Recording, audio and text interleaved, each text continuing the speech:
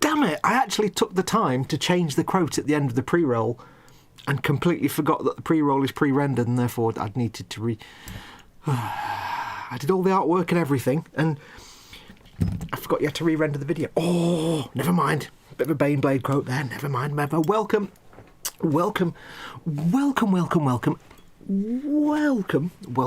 one and all. Taking my socks off because it suddenly got really warm.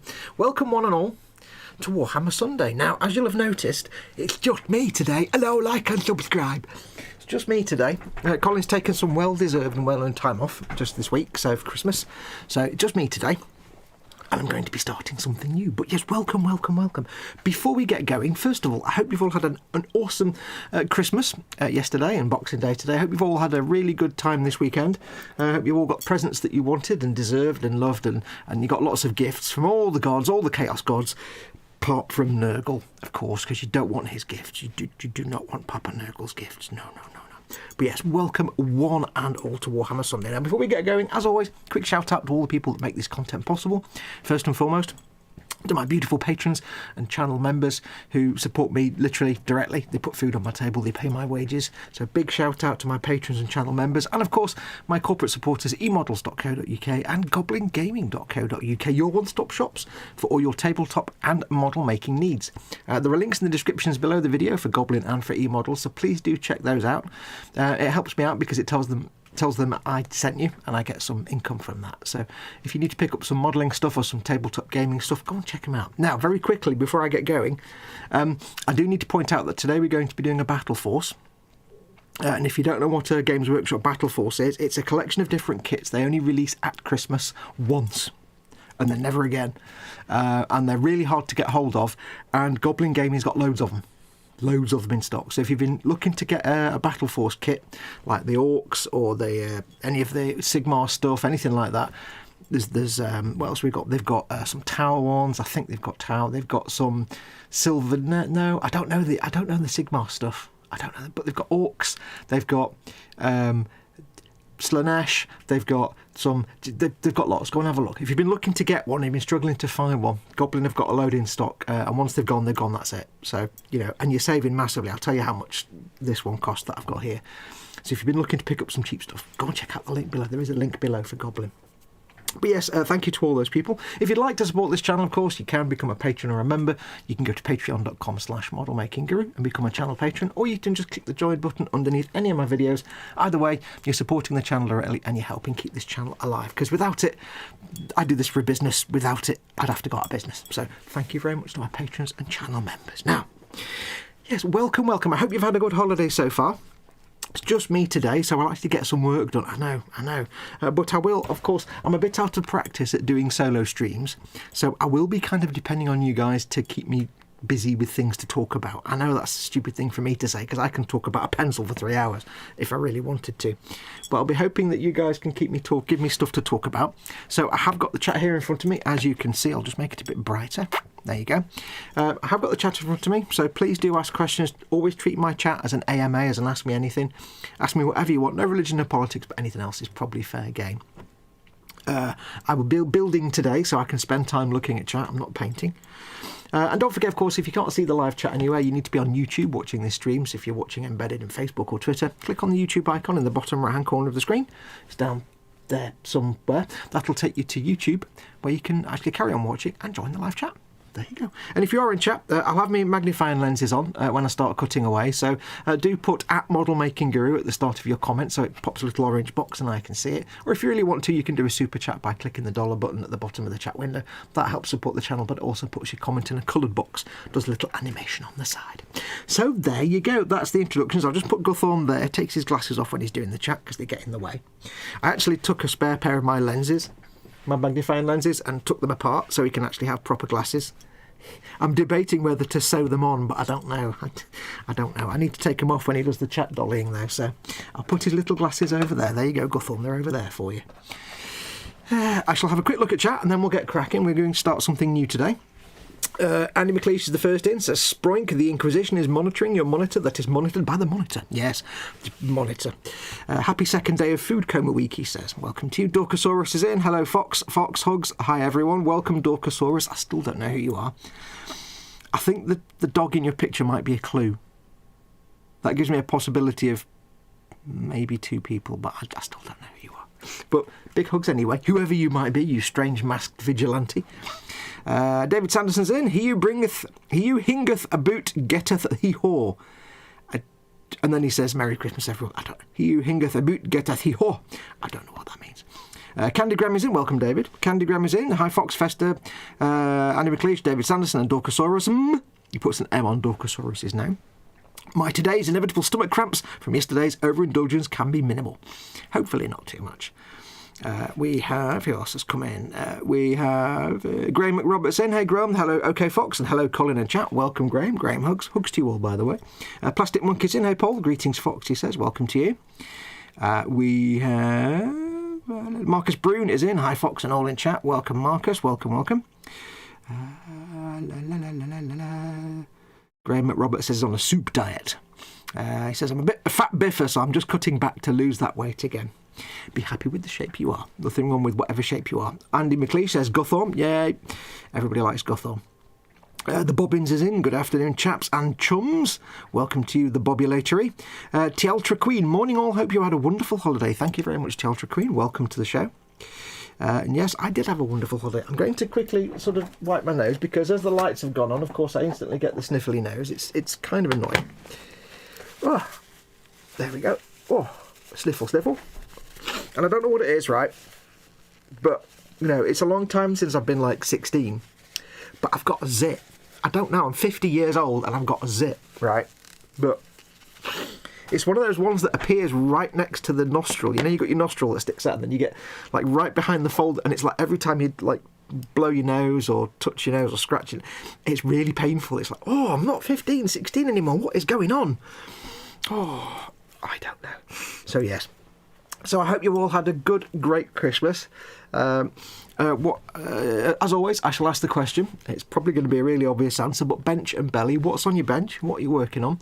And what's in your belly? What are you having for your dinner, or what have you had for your dinner? Now, traditionally, in this house, Christmas Day is obviously Christmas dinner, turkey and stuff. Boxing Day is always ham and chips. But it's only me and Mama Fox, and we've got a whole mess of turkey left over. So today it'll be turkey and chips. Turkey and chips and veg, probably. So that's today's dinner. And bench, you're about to find out. Now, I do have my big cup of tea ready. Big cup of tea. A zit on the wibbly bit, that's going to hurt to squeeze. No, it's not on the actual nostril housing. If I don't know what that bit's called, you know, the it's like right behind that on the cheek, but behind the nostril. It's like on the. I'm not going to draw it, but you know what I mean. You've got your nose and you've got the nostril fairings, the intakes. I'm using plain technology. Intake bit is like behind that. It's like right there. So every time I go to like, say, blow my nose or something, it's like, oh, it's only a little tiny one. And it's one of those ones that's just a little red patch that appears and then goes away after a day, but it's like the more painful than a fracture. And I'm like, I've not had a spot since I was like 12 or something. I don't know, it's ridiculous. David Sanderson says, is Etsy a trusted website for buying? Etsy itself is fine. It's just a storefront for people who make stuff to sell stuff. It's not got all the protections in place that eBay has, for example. But yeah, mostly it's a lot of artisans and stuff on there. So you'll be all right on Etsy. It's not Chinese, so you should be fine. Bought my. I'll start again. Graham says he's just bought his third Crimbo present to myself just now, a Tarangus 148 JA37 Vigan. That's going to be massive, a Saab Vigan in 148. That's going to be wide and long. That is a Saab Vigan, isn't it? The Vigan, it's the Saab fighter plane, the big triangle one. Nice, big. Will you be doing the Splinter camo, says the Bobbins. I assume to Graham. Candygram says, yesterday's feast included lots of delicious tamales, a real Christmas tradition in these parts. Ooh. I've never had a tamale. Annie McLeish says, tamales, more food coma, bork. Yes. Graham says, in the belly, sweet and sour chicken with egg fried rice, also some sprouts. Yeah, bench Tamiya 148th Harrier. Ooh, yeah, that one. How are you finding it? Now, I know Colin and Dave built theirs, and Dad built his. And it's supposed to be a horrible kit because it's actually an Italeri kit that Tamiya reboxed or something like that. But I think Dad destroyed his with the hammer. He hated it. I think Dad and Colin have got on all right with theirs. But Colin's quite tolerant to really bad kits. He could take just like 3 random pieces of plastic and be happily putting them together. So how are you finding yours? He says also in the belly, sweet and sour chicken with egg fried rice. Oh, I've done that one. It's the same comment, you spoon. Hello. Like and subscribe. Thanks, Guru. I thought it was a kind of eBay. It's kind of like a shop front for artisan types. It started off as people that were doing crafts and stuff, you know, stuff you'd knit or drawings and things like that. It's not like just like here's a load of electronic components. It's like that, but for craft stuff that you've made yourself. I love tamales, says Dorcosaurus. I've never had a tamale. Bella, says Andy McLeish, day 2 of Food Come Week will be homemade steak pie with chips and some veg. Ooh. Graham says, Fox, if you take your time and your fillet is your friend, plus sandpaper. See, that's the thing. I'm not the biggest... I've always said I'm a painter, not a builder, so if it requires a lot of filling and stuff, I'm out. No. I'm allergic to that. I don't mind doing... I can do it, I just hate doing filler. I had to fill in the butthole on Master Chief, my big 3-foot Master Chief, and that was annoying enough. There's literally a hole in the butt where the screw went. I'll just stop talking about that. It's just going to go wrong however I describe it. Bobbins says, bench BV155 at Caravancan. I'm going to pronounce that as a V for safety purposes. Belly tub of Cadbury celebrations. Oh, get in. Did you know McDonald's at the moment are doing their McFlurries, and one of them is a Celebrations McFlurry. It's got all the different... Oh, yeah. My teeth hate me every time. I'm like, oh. Quanaman Dan is in. Welcome, Dan. Not seen you for a while, buddy. Welcome. Big hugs. Swig of tea. Now, today, my tea tastes horrible. I left it to brew for too long. Oh, well, never mind. Today, we're going to be doing something a bit different. This is obviously a warty hammer? No, warty hammer's not a thing. Gee, Christ, Fox, what are you talking about? This is obviously a Warhammer stream, and it's got 40k logos all over it, like, you know, there. But we're not doing 40k today. We're going to be doing something else. I'm going to be building one of my Christmas presents from Mama Foxx, which is the Mortisan Tithe-echelon. I know nothing about Warhammer Age of Sigmar, apart from these are Nagash dudes and they're skeleton bobs, and they're all bones, and I like painting skeletons and bones. So, yes, they're like 5,000 skeleton dudes. You've got... Let's have a look and see what you get. This is one of the Battleforce sets. Like I said, they only release a Battleforce set at Christmas, and they do one for most factions. They do one of each faction, almost, every Christmas, and they're only available for like a week or two. And it's generally just like 3 or 4 sets, separate, you can buy separately, but all collected together and sold at a massive discount.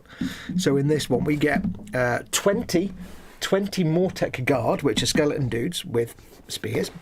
We get a Mortisan Bone Shaper, who seems to be making bone dudes. I can't get any closer, unfortunately. We get 4 Necropolis Stalkers, who can optionally be assembled as an Immortis Guard. And they're kind of bigger, and they've got all the weapons. I like the guys with 4 arms. I like that. I like that. That reminds me of the Fallen from Destiny. We don't talk about Destiny 2. Destiny 2 is a disappointment. I've fallen out of love with Destiny 2. It's just rubbish. But Destiny we still love. You get Mortisan Soul Reaper, who I assume is ripping souls from the dead. You get the Mortec Crawler, which is this fantastic... It's a bit like the bus from, it's like the cat bus, but it's all bones, and it's got these little legs, so it's a bit like cat bus, and it seems to be driven or powered by a guy in a wheel, maybe to winch the thing back, and it's basically a large trebuchet with a massive weight here, and it just flings whatever. It flings these things like things full of skulls, or it seems to be skulls, and it has dudes all over it. And then we also get, this is the bit I'm looking forward to the most, we get the Ossiarch Harvester. Now, I know you can't really see this very well. I keep knocking the microphone, I can't really I'll get the camera in a bit later, but you get the Ossiarch Harvester, which is like this giant kind of dog. It's got like a puppy dog head, or you can give it a turtle head. It's got 2 great arms with massive balls on the end, or you can give it scythes, because you can make the variant with the turtle head. But it's full of skulls, and as far as I know, there's all arms on it collecting like body parts from the battlefield, and I think it basically takes in all the body parts in the back, and they're all bloody and horrible, and then you can see here they're all kind of covered in gore and stuff, and it kind of processes them to become glowing and green, which I think is some kind of ammunition for these guys. I don't know. But I'm looking forward to that one the most, and that might be the first one I start building, because it looks mint. It's got a big puppy dog head. So that is what we've got. It is the Battleforce. Like I say, they do these sets at Christmas. They do them for 40k and for Age of Sigmar. And the reason they're really cool, and you should go and get one, is there are massive savings. This is, I think, this is about 100 quid. This is 100 quid, I think, from Goblin Gaming, I think, if they've got this one in stock still. They sell out really fast, but it's actually about 170 quid's worth of stuff. You get a massive discount on this, so you could go and buy all these bits separately, but you're paying a lot more. So that's the benefit. That's the hook of these battle forces. They're only available for a couple of weeks, and they're stupidly discounted. There's an Orcs one I've just ordered for myself that's 100 quid, but it's like about 180 quid's worth of kits. So I've just ordered that for myself. So if you have been looking to get a battle force, or looking to start an army and you want to save some money, go and check these out on Goblin. Goblin have still got a load of them in stock. So there you go. But we shall have a look at this now. There are links in the description below, as always. So I shall open this. A big bony beastie, says Andy McLeish. Box of Skelly Bobbers, says Andy McLeish. That model top left is Ossiarch Harvester. I have this to paint, says David. I'm looking forward to painting it. It's like a big dog, basically. Ooh, the bone dude, says Bobbin. Belly yesterday, says Dorcosaurus. We had lamb, turkey dressing, sweet potatoes, green beans, casserole, and fresh bread. Okay, I know one person you're not in that case. Quanaman says, Foxx, I think I may have dated some of them bone dudes. College parties have a lot to answer for. Yeah. It's fairly easy to assemble, but the crow perching on the skeleton arm keeps falling off, and no way to pin it or glue it securely on that harvester. Yeah, we'll have a look at that. We might have to investigate ways to attachmicate it, even if it means drilling super tiny holes with super tiny bits of wire, perhaps. That's a lot of plastic. I'm going to be moving the camera when I start the building. That is a significant amount of plastic. Keeping in mind, these Skelly Bob dudes, they're not big. Like, there's one. They're not big. Now, you remember how I struggled to paint the Sisters of Battle? But thankfully, these are mostly just bone with some crusty, rusty armour on top. I'm going to give them really crusty, rusty armour when I paint these. I'm not going to make them nice and neat. I don't know anything about the factions, and I can't sell this because it's a gift, so I shall paint them how I see fit. So we've got lots and lots of skeleton bombs. Big bag of bases. That's a bit for the Dukes of Hazzard Harvester. Oh, look at that. So much detail and bones. I know you can't really see, but so much bony detail. We've got more dudes. It's like Nurgle without the guts, basically. Lots more things. That's a significant piece of something. I don't quite know. Is that the bit of the underside of the... Oh, that might be the underside of the catapult thing. Look at that. All the little tiny little details, little bits of ribs and bones sticking out. And then you've got the legs, because it's like a cat bus, lots of little legs. And these are the guys with the shields. Whatever they are. We'll have a look at the instructions in a minute. This is going to be fun to paint this when it's all built. But I think we're going to start on the... because it's multiple kits, you get multiple sets of destructions, of course. Because it's just basically 3 or 4 different sets boxed up together as a limited run. So I'm going to try and somehow get all these back in again. But it does mean, of course, that the one advantage is you're not going to be jumping back and forth between sprues, because a lot of these tend to come on 1 or 2 sprues anyway, so that's the big puppy dog thing that I think I want to build first. We shall make the big puppy dog, like and subscribe. But I'll bring the camera down so we can have a proper look at the instructions and things. So give me a second. This may go horribly wrong. By may, I mean will. I'll have to adjust all the focus. So let me get the instructions so I know where I'm going to be. We're going to be about there. Moving. La la la la. Goth is our harvester. We're going to be working around about here. So let me just get the focus sorted. La la la la la la. Is that in focus? Does that look in focus to you guys? I don't know. Let me do an experiment. I shall adjust the focus. 1 second. La la la la. Is that actually in focus somehow? Wow. You mean I just moved the camera randomly and managed to keep it in focus? That's kind of bizarre. There we go. That's, I think, in focus. Right, there we go. Lovely, lovely. So, yeah, we get all these instructions. You get a big, thick book for the Mortec crawler. It does look like Cat Bus, doesn't it? It's got loads of dudes with it. It's like evil Cat Bus made out of bones. That's looking pretty mint. I assume there's variants. That's why it's got such a thick book. So that is going to be most awesome. You've got things like the dude inside the walking wheel there to power it. See, if you go back to your medieval times, that's quite interesting, because in medieval times, when you had things like castles being built, and I know this because I watched the documentary about building that castle in France from the guys that do all the, you know, the BBC things where they live on a farm, except it's not a farm.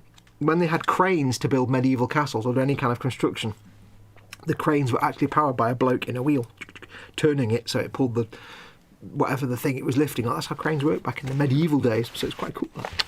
So we like the Cat Bus. We have the Mortisan Soul Reaper, who is clearly, you buy him as an individual figure because he's just got the real simple instructions.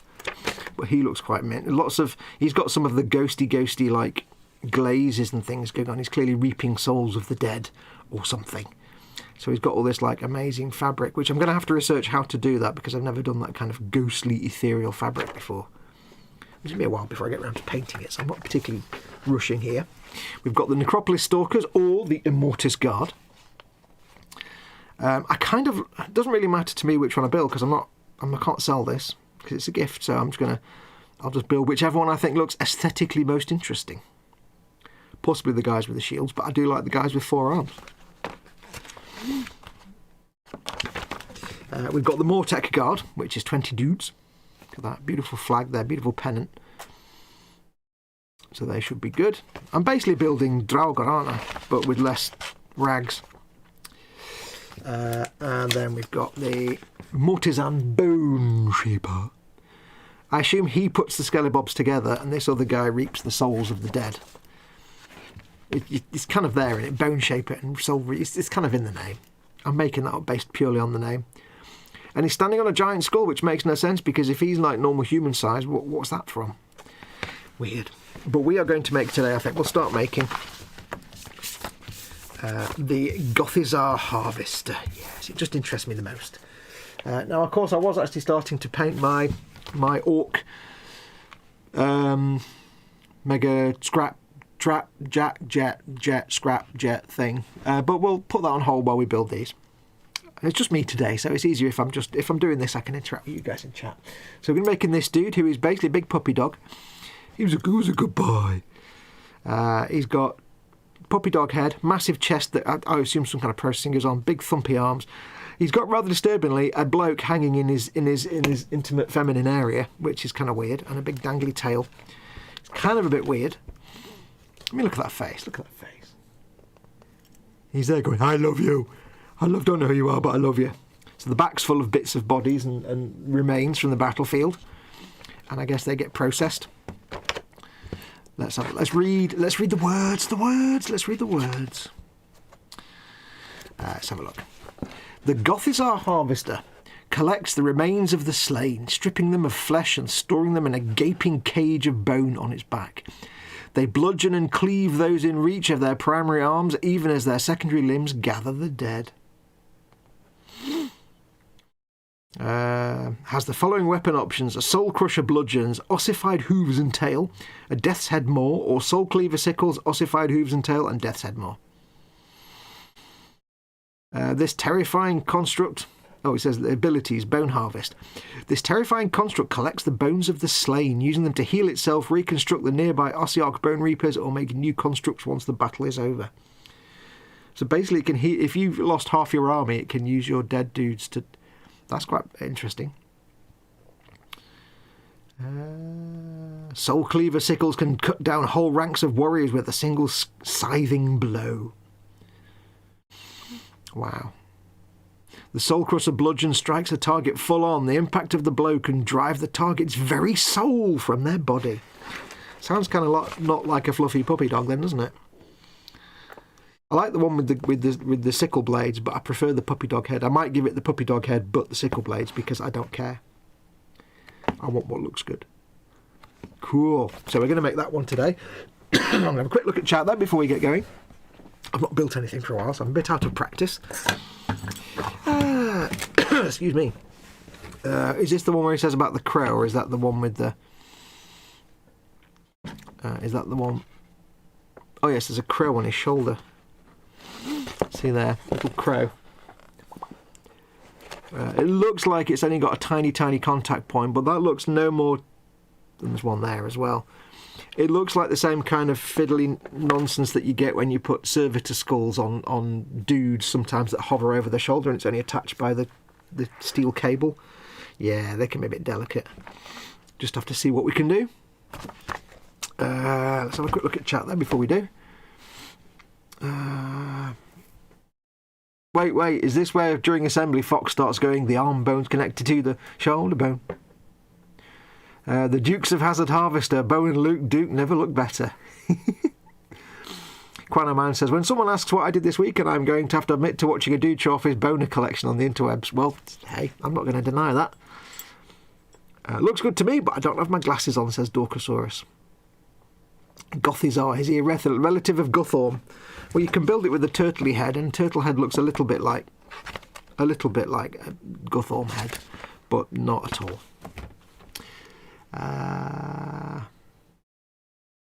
That Mortek Crawler looks like Discworld's luggage got it on with a trebuchet. Yes, that's true. It's also luggage look, isn't it?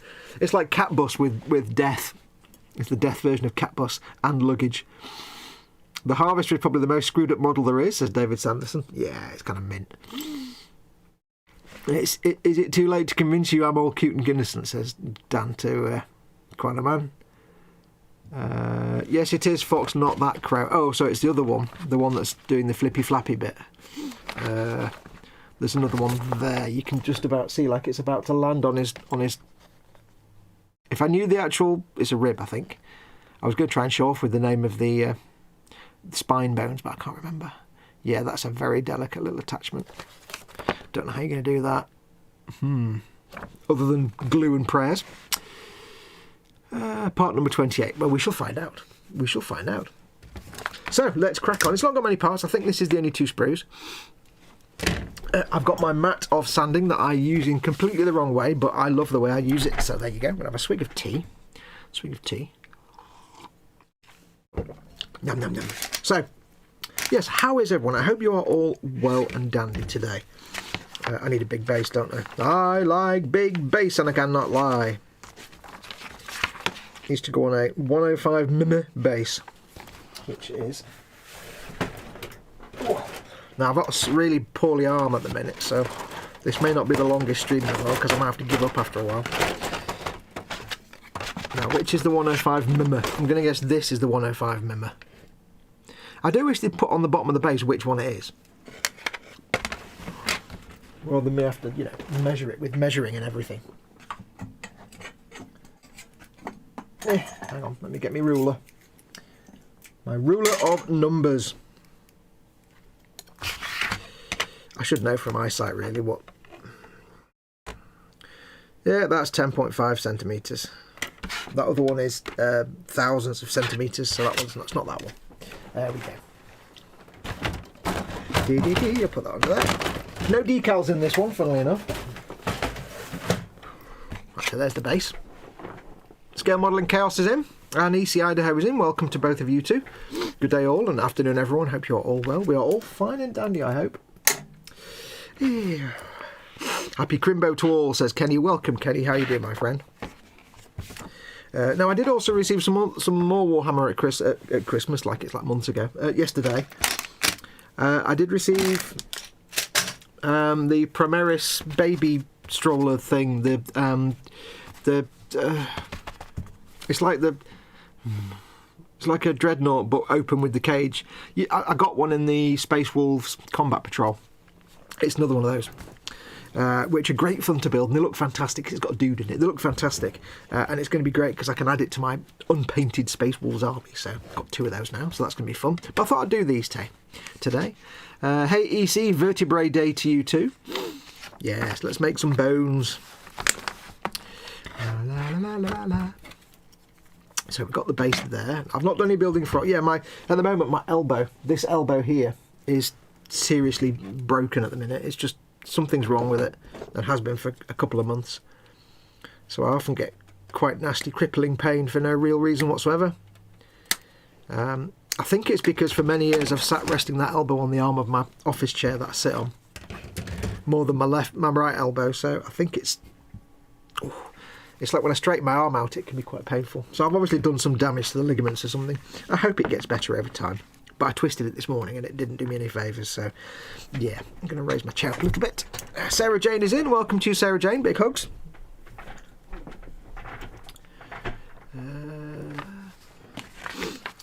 Now, I'm doing lots of bone work today, so I'll try and be as humorous as I can.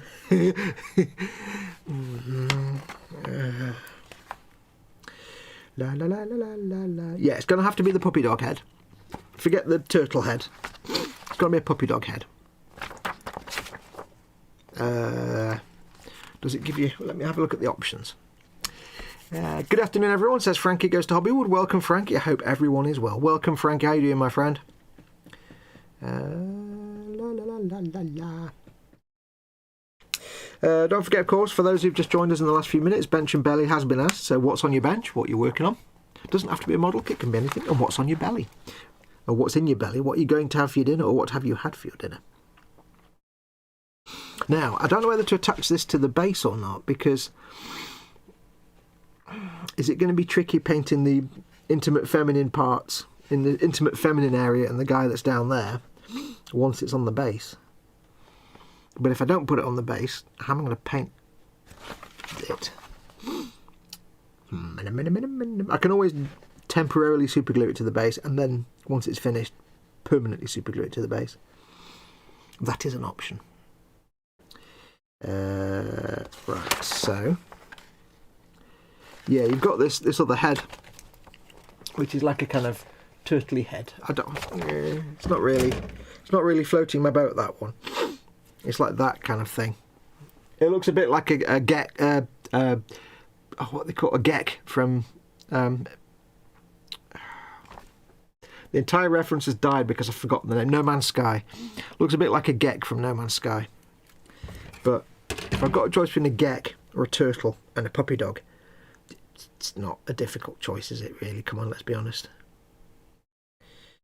Right, so I'm not seeing a puppy dog head. I must be missing it. It'll be here somewhere. There we go. Right, so let's get building. Let's get building. Mac's in. Good afternoon, Mr. Fox, and all in the room. Welcome to you, Mac. Welcome, welcome. Scale Modelling Chaos is in. Chris at Gross Model is in. Well, afternoon, but it's getting dark, says Chris. Welcome, Chris. Hello, hello, because he says evening first. Right, so let's commence building the Dukes of Hazzard Harvest Festival. So the first thing we need to build is the little man that hangs out in the intimate feminine area. That's not creepy in any way, shape or form. 12, 10 and 11 is what we need, and that is what I shall get. There's lots of bones and skulls. Have they actually done some sensible ordering of parts on the sprue here? This is all up to 20 and this is all 20 onwards or something. That's interesting. So 12, 10 and 11. Yeah, there's the skull of a Stormcaster Turtle there, but still in the helmet. I'll move the thing where the camera is. That might be better, mightn't it? Shall I just move the camera where the thing is? There we go. There we go.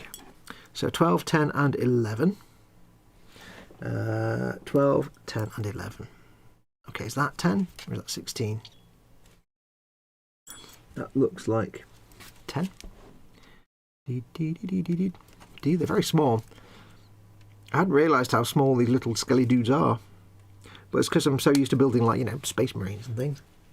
12 and 11. That you forget how big the big dudes are and how small the normal dudes are. 12 is... Look at the numbers, Fox. Look at the numbers. Oh no, there's 34 next to 2. I take it back. The numbering is still all over the place. 12, 10, and 11. There's 12. I'll get my little... my more delicate snippers out for these, I think.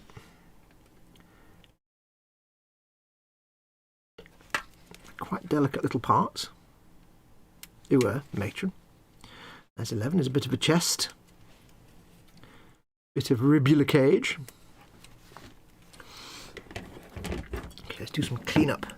La la la la la la la la la.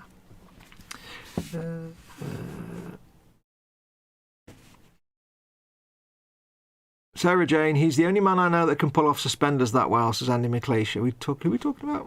Bottoms up plastic monkey, says Sarah Jane. Fox, I would paint then assemble. I assembled and started painting and I regret it. Oh, I can't paint on the sprue. Ooh, I can't do that. It's just allergic to that.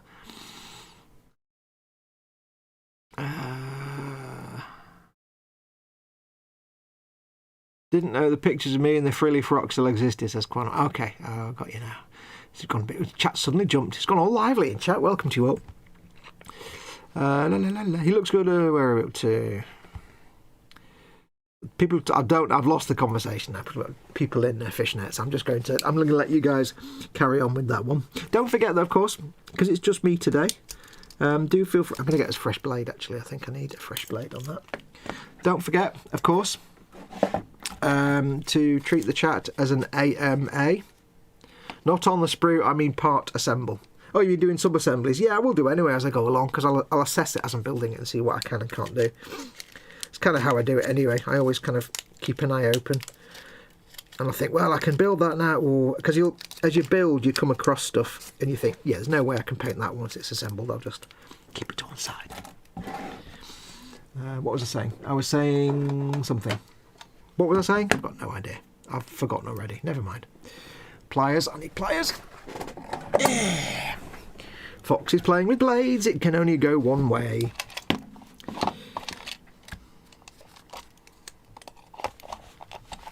That's actually beginning to crack, that.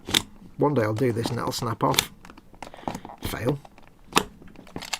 Not fail. I do like that. I've forgotten who sent them to me and I've got loads of them. This one, I've had this for about 2 years now and that one's not even full yet. And I've got like about 7 of them. It's great. I know I'm touching blades with my hands. It's never going to end well. You know it's never going to end well. Blade safety, folks. Don't do this at home if you're a fox. There we go. Blade safety. I have to say, I haven't done any stabity for quite a while, actually. It's been quite a while since I've done stabity, proper stabity. To be honest, Fox, just use a scapula to remove the plastic from the sprue. Banned. Mannequin Skywalker's in. Welcome, Mannequin. I like the name, by the way. He says, I got my first piece of Warhammer goodness yesterday. Niece got me the Necron Warriors paint set. Oh, cool. Necron Warriors Plus paint set. Cool. Good coolness. Lots of metallic fun to be had with the Necrons. I've never built Necrons. I believe they can be a little bit fiddly to build. But they look fantastic. And you can do lots of metalness and lots of glowy plasma type stuff as well. So, am I on camera? Yes. Lots of glowy plasma goodness, which is always a winner. That's what I was talking about. Yes, I'm on my own today. I say Colin's taking some well-earned time off over the holidays. So, please ask me anything in chat. Treat it as an AMA, because Lord knows I'll need something. I'm out of practice at doing solo streams, so I need things to talk about. So for the love, I'm going to need a round file, aren't I? For the love of dog, ask me questions. Anything is fair game apart from religion and politics. We don't need to really explain that one. Where's my round file? There it is. Hello.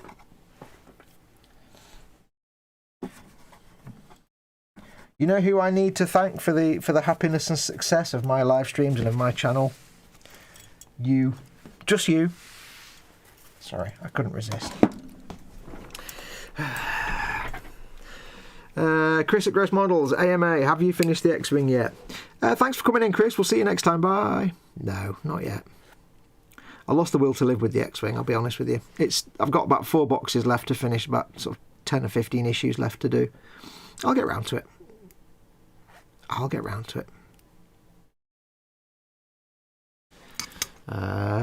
Don't forget, of course, if you want to get my attention in chat, I've got my lenses on now, so that's all a bit blurry, so please do. Just put @ModelMakingGuru and it'll put my name in an orange box and I'll see it.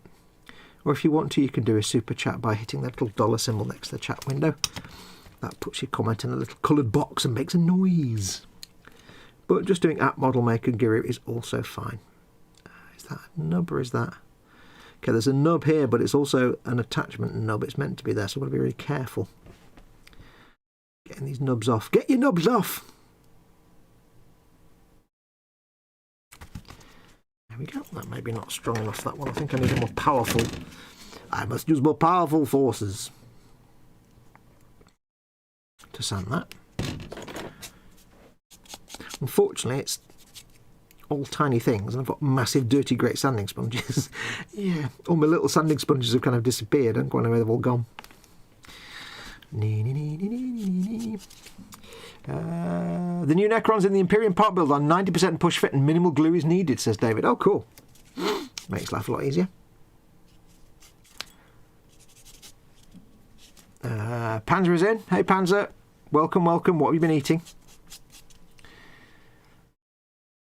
Scale modelling chaos. Will you be able to stop yourself from turning into a sweary, screaming fox like you turned into last Friday?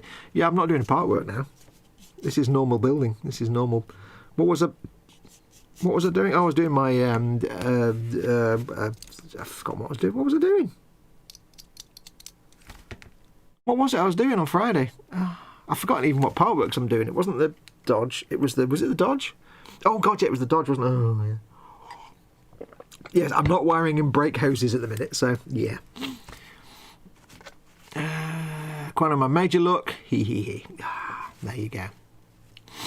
Panzer says, hi Dork, doing good, just woken, always a good thing. Yeah, it's Christmas, you can have lions at Christmas. Strongly recommended. So anyway, yes, I hope you've all had a good Christmas. It was a bit of a muted, quiet Christmas for us this year, because of course it's just me and Mama Fox. And Mama Fox is still recovering from being poorly for most of this last year, so it was a quiet little affair. And of course, because of everything going on, we couldn't have the family over, so Mama Fox is susceptible to infections and things, so we have to play it safe. So just had a quiet day. I made the Christmas dinner for the first time ever. I made the entire Christmas dinner. Nobody died. It was amazing.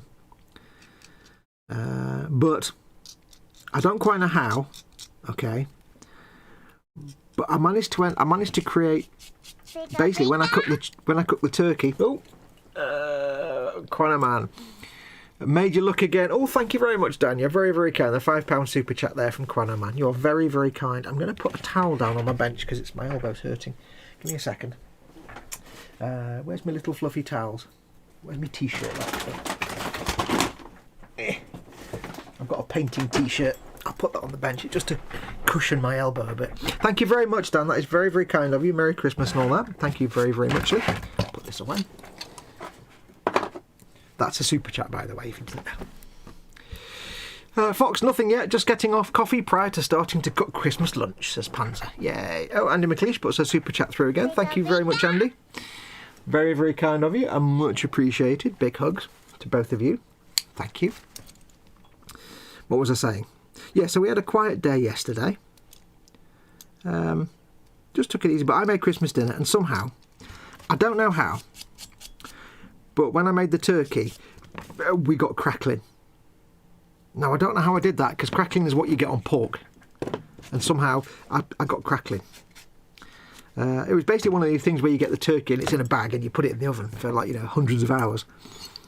It was just a big, massive turkey breast the size of an entire turkey. That's a hell of a breast. Steady. And so I put it in the oven, did all cooking and stuff, and it came out.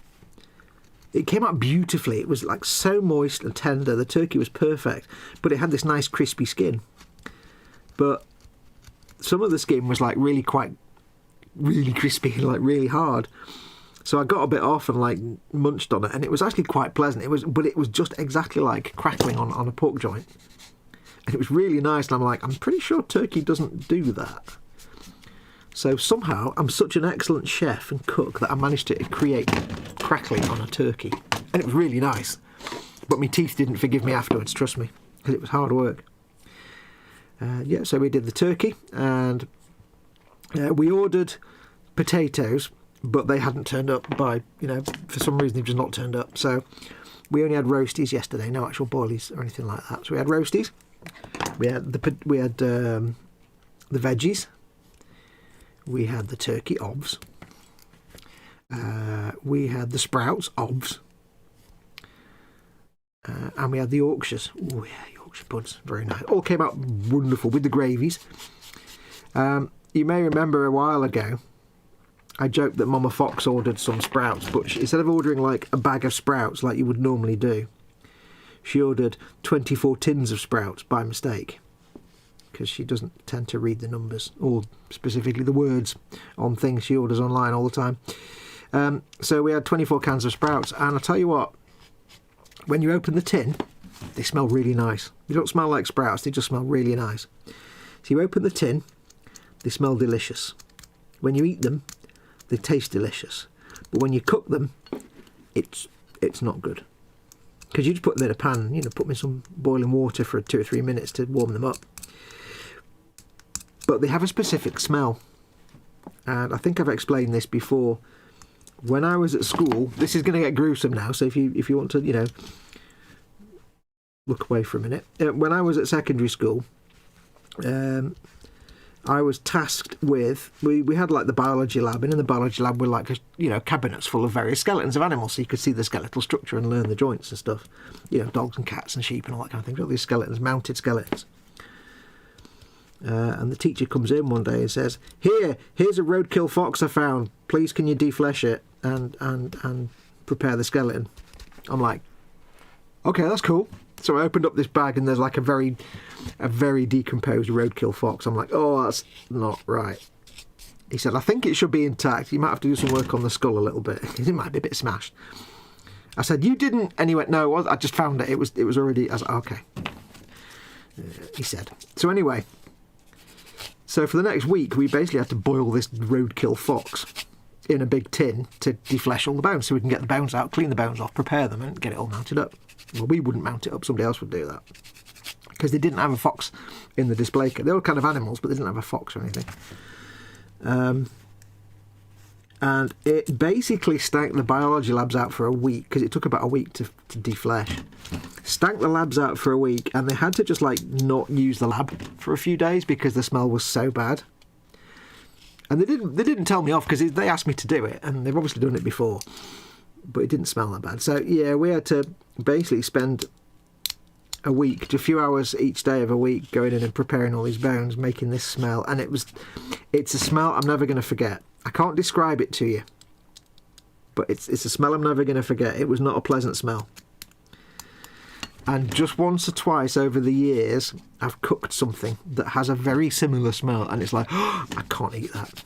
I can't. I just instantly, I'm like, no, not happening, no. And these sprouts, for whatever reason, smelled exactly the same, or pretty much identical, almost exactly the same. I did buckle down and eat them anyway, but later in the evening after dinner, when we sat downstairs, watching telly or whatever, we can still smell them in the pan in the kitchen. It's like, I'm going to have to throw them out. I can't. Yeah. So we're not going to eat all 24 cans of those sprouts, because I'm not getting that smell again. It's just... Oh. See, Mama Foxx didn't mind it, because she didn't experience that as a young lad in secondary school. Yeah, I could... No. So, yeah. Only ever come across that smell once or twice since I left school. And it's an interesting scent. Let's just leave it at that. It's not like it's not the smell of dead things. It's like, you know, if you've ever like found a dead animal in your garden, like a dead mouse or something, or a dead hedgehog or something, and it's been there for a bit and it's gone a bit. Yeah, it's not that. It's not that. That's nothing. No. Right, that's that bit cleaned up. As you can see, my clean-up process is exceptionally slow. Quick look at chat. Hint with turkey. Make a paste with butter, garlic and herbs. Peel back the skin a bit and stuff the paste between the skin and the meat. It'll baste perfectly. I could have done that, but it's in a bag and it says to cook it in the bag. So, AMA, many tins of sprouts. We had the one. Rise Dab Designs in. Hey, buddy. Welcome, welcome. Oh, Foxx said crackling. Crackling. Eon's car is in. Hello all. Big hug, says Eon's car. Welcome, welcome. Hint. Oh, we've done that one. No. So on the bench, says Eon's car. Still painting up 10 Chaos Space Marines and also building Mega Constructs Game of Thrones, Daenerys and Drogon. And for belly, unsure, either just eats or freezer food. Yeah, we're having turkey for about a week now, so it was a big turkey breast. We did that exactly that yesterday, Jeff, says Mac to Candy Graham.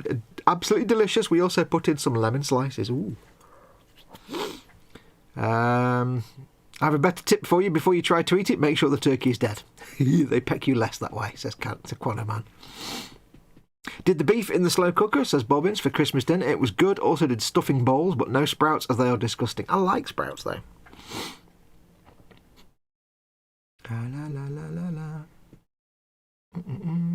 Foxx, you need to try fresh sprouts with bacon in a pan. It smells delicious. I like fresh sprouts. I've cooked fresh sprouts. I've never actually put them in a... Do you mean like in a frying pan and fry them with the bacon? That'd be nice. Can you fry sprouts? I've never tried that. Andy McLeish does concur that bacon makes everything better. It indeed does. Graham McRobert says, Foxx, I've become a patron today for your channel. Thank you very much, Graham. That's very, very kind of you. You are very, very kind.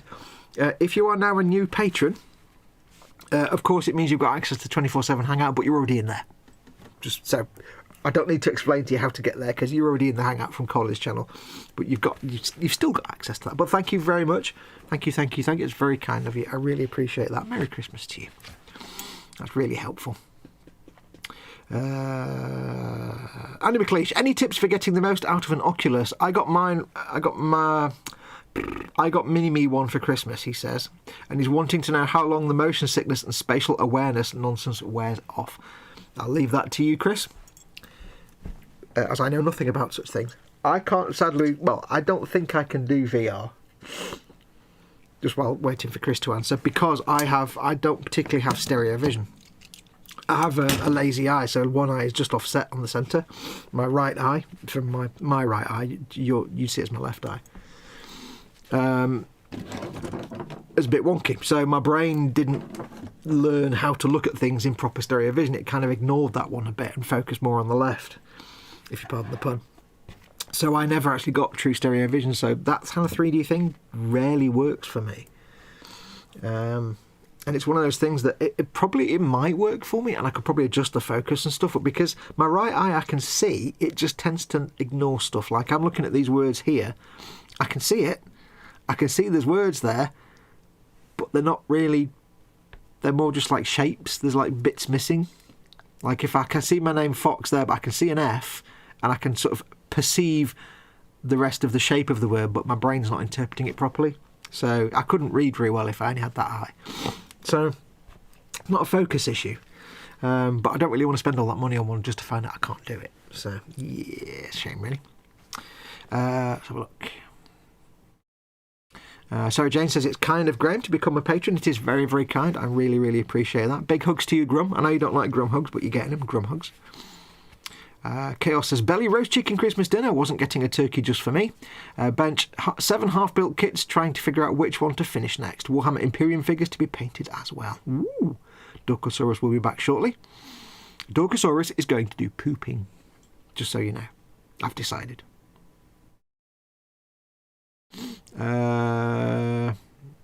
He says, don't push it. If you feel unwell and walk away, every day it'll get a little bit better and you will last longer. And Andy says, cheers. I've tried to time that, but he's at the age of I'm not listening.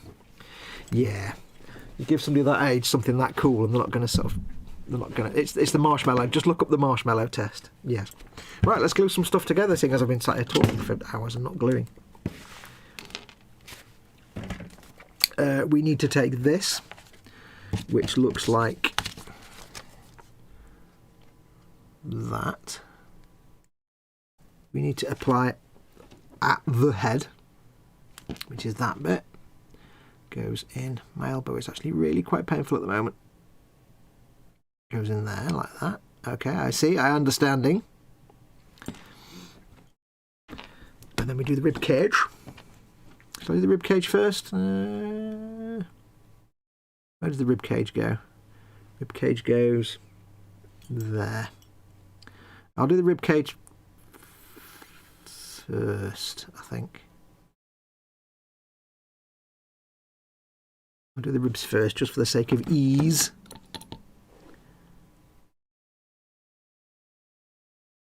Touch of the glue. There we go.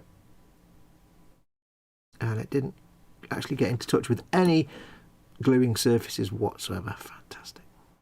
Let's try that again, shall we? That's better. Yeah, so we had a quiet day yesterday. Quiet and relaxed day. Which means really Mama Foxx just sat downstairs reading her iPad and watching telly, which is fine. That's a weird fit for those two. They don't seem to fit to line up, but I guess that's... Have I done it upside... I've done it upside down, haven't I, you dingleberry? That's why it didn't fit properly, Fox, because it was upside down. When doing bones and skeleton dudes, a handy tip, by the way, is to understand the human skeleton, have some basic knowledge of the way the human skeleton is and how it fits together, because that's always a handy thing to, know.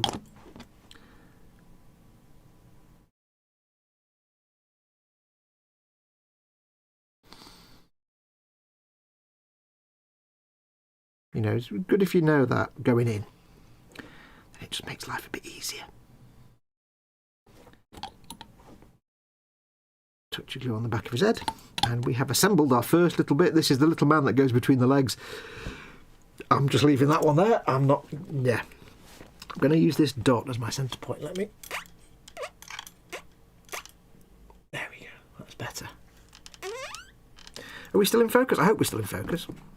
We're still in focus? La la la la la la la. Yeah, we should be in focus. Let me know if I'm not in focus. Am I in focus? Focus. I'm going to keep saying focus. And keep a bucket handy, says Chris, about the the motion sickness. I'm firmly in the non-lover of sprouts club, says Mac. Merry Christmas, by the way. Merry Christmas to you, Mac. It's more that he lies there whimpering afterwards, saying how sick he feels and looking like he's had a night on the tiles. It does depend on the game as well, though, I think. Doesn't it, Chris? Some games are designed a bit better that they don't give you that kind of motion sickness. Apparently, Half-Life Alyx is very good for that. But again, Chris knows better than me. Call him a wimp, take it off and play some Resi 4. Yeah.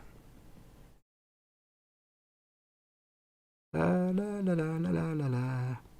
All non-meat ingredients need to be replaced with meat. Meat is good, bacon more so, says Sarah Jane. I do agree, but I do like veggies. But I will happily replace them with meat. I've recently discovered, to my joy, my local Chinese takeaway. I used to get beef udon from them all the time and it was delicious. But then I don't know if they changed their chef or what, but suddenly, every time I got the beef, it tasted rank and it smelled rank and it was horrible. And I'm like, so I couldn't have that anymore. And I can't trust them I don't want to spend the money and wait for the food to arrive for it to be rank.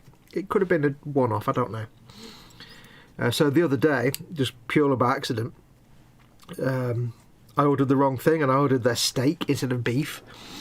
And I thought, when you order like a steak something or other, it's just like a piece of steak and it'd be horrible because I don't trust steak that I haven't made myself. And bizarrely, it was really nice. It was just like the beef all soft and floopy. I was like, ooh. So I'm happy now because when I order my local Chinese takeaway food, I can actually go for steak now. So beef is sort of back on the menu. Right, now I can have an arm holding an arm with gory bits on it. Or I can have an arm holding a skull, and I think the gory bits on the arm is much more interesting. Much more interesting. Because who doesn't want ichor and gore? That is pot 13. Dryron Zenzig? Dryron Zenzig? Is that 13? Dryron Zenzig? I don't know. German numbers confuse me sometimes. I need 15, which is a straight arm. Straight arm governor. Not on that sprue there. Was it 15? 15, there we go. 53, I don't know. Zwei Armen. Vier dem testicle bloke. The little man that goes between the legs, oh matron, there's lovely. He is. He literally. Look, there's a wee little fella in the intimate feminine area there that's picking things up.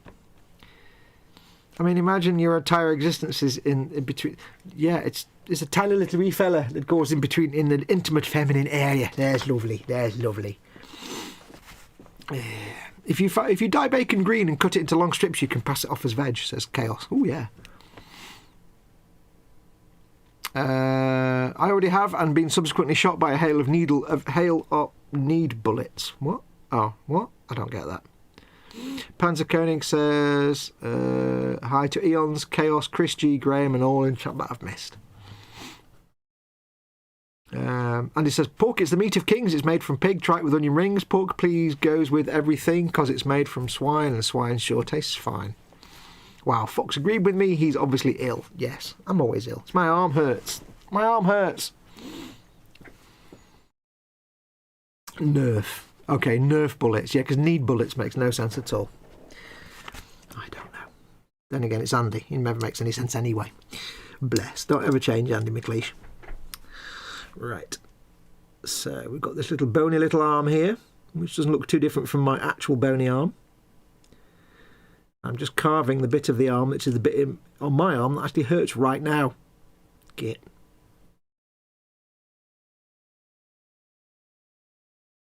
Is that supposed to be?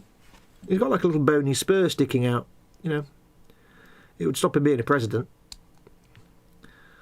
It'd stop him going to, you know, Vietnam, but you see what I did there. We'll move on. I couldn't tell if it was supposed to be like a bone spur, if it's like just the nub, but it's a nub. 'Twas a nub.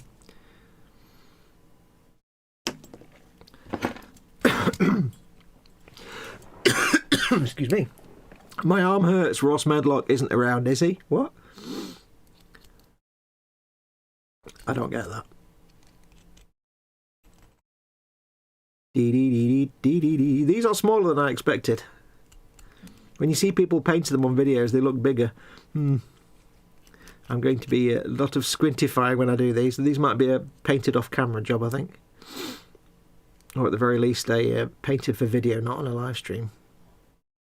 Because it's just struggling enough to build them without getting my head in shot. So, yeah. That's that bit. Yeah, it's got this, it's an arm holding an arm. If you can see there, it's kind of holding an arm. But it's got all gross, meaty chunks. Ooh, meaty chunks! Perfect for your dog, just what your dog needed. Although it's bizarrely got knuckles on the underside of the hand there, which is a bit weird. That went a bit wrong, I think, that sculpt.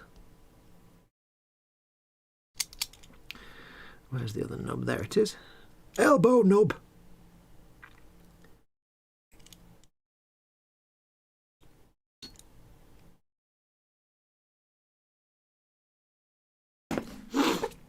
Spanish archer, as my dad would say. Elbow. Elbow. You get it? Spanish archer, elbow. Moving on. Here all week, try the fish. Free for a pound. While I'm here, by the way, big hugs out to Colin, who is just taking it easy for a bit. As well and breaks. So big hugs to Col, my co-host, who is not with us today. I suspect he's probably gluing things together. Orc things, probably somewhere, and having a whale of a time. I feel bad actually. I ordered the Orcs Battle Battleforce set off Goblin, and then, without thinking, told Colin about it. Yeah. He's probably going to spend some money now. My bad. I just thought, you know, because it's like you're saving 80 or 90 quid. There you go, Col. Orcs.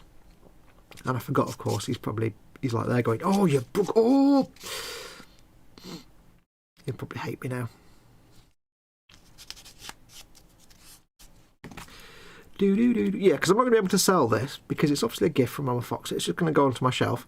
It means I can paint it however I want. And I think when you see these guys, they're always nice and clean. They're beautifully painted in all these different bone tones. But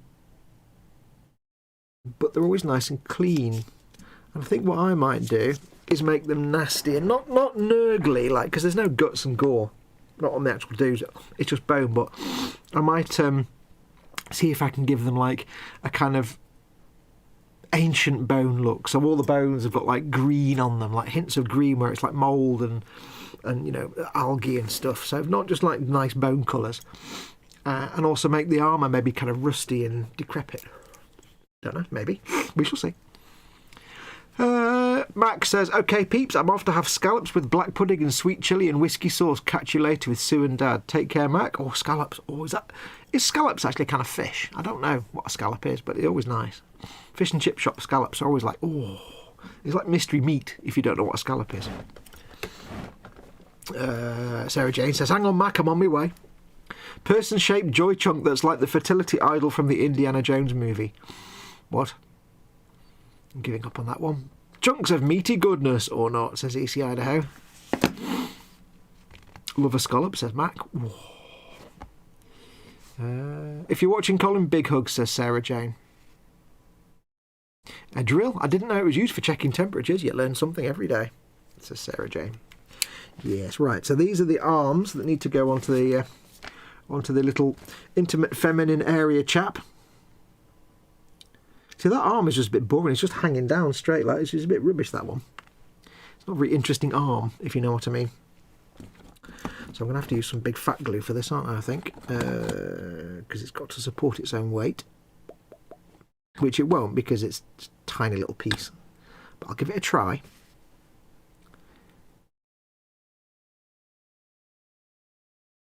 Hold that in place for a second. No, it needs more glue than that, I think. It needs more glue in the area. Ooh, I've got this big dodding brush, which is not ideal. But we'll see what we can do. Yeah, so I'm thinking more like, you know... So they're not going to have like gore and stuff on them and anything like that. But you do want to make them look like they've been, you know, like old bones that have got like green algae on them and they've gone a bit discoloured and... They've been around for a little while. I'm going to put this on a clip, actually, because it's really hard to hold that. So they've been around for a little while and, you know, they're not nice and clean. They're not just, like, freshly picked clean or something, I suppose. But, you know, you want to have some minginess to them. Not going to have blood on them because, you know, they've been processed. But we'll do them so they've got some green staining on them. And it's difficult to know exactly how this is supposed to go because I don't want the arm to interfere with anything else that it's surrounded by, like the legs. And I've got... But I can't see where that would be. I think that's about right though. So I need to leave this alone for a minute now.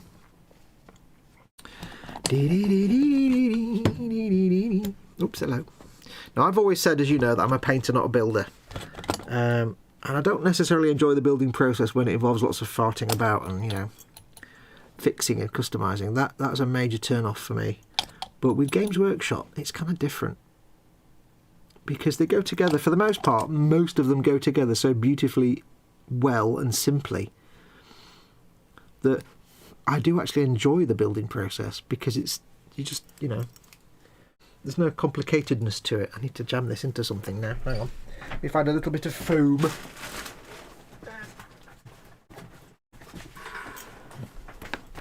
Just for a minute. Yeah, because it's just a streamlined and efficient process. It's just really enjoyable. Right, so swig of tea. What's chat doing? I'll be heading home shortly to finish off a day of blur at work, says Andy McLeish.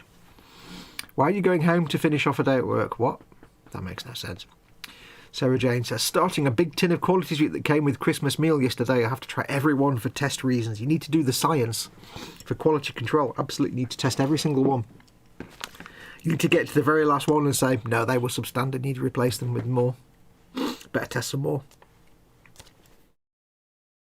It would be the way to go. Right, so I need part 1, 8 and 9 next. Safe journey, Andy, says Sarah J. Yep, safe journey home, buddy. Part 1 is this big puppy here.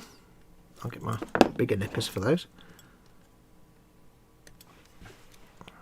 Yes, we had a quiet day yesterday. Like I say, I got these, and I got my Invictus Tactical War Suit. That's what it's called. I forgot what it was called. And I got a chili sauce making kit from my brother, which has all the ingredients you need apart from jars to make your own chili sauce. Has a selection of chilies in it, which is quite nice. I shall have to get round to doing that at some point.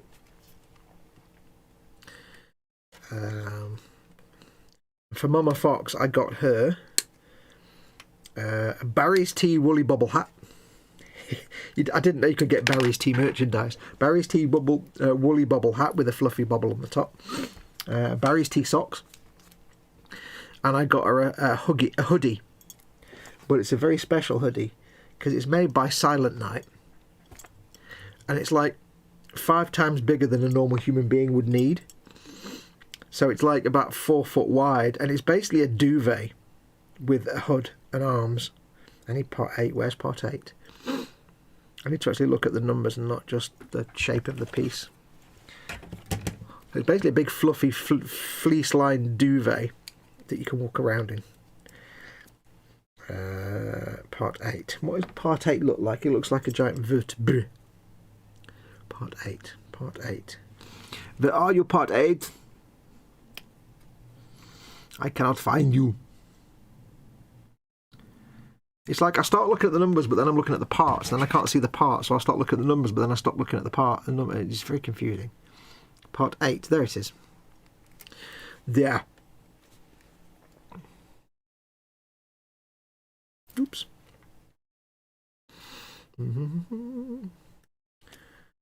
Yeah, she really likes that hoodie though. It's not like a go outside hoodie, it's like a stay indoors and stay warm hoodie. But it's made by Silent Night, the people that make beds and duvets and mattresses and things, so it's all floofy and soft and warm.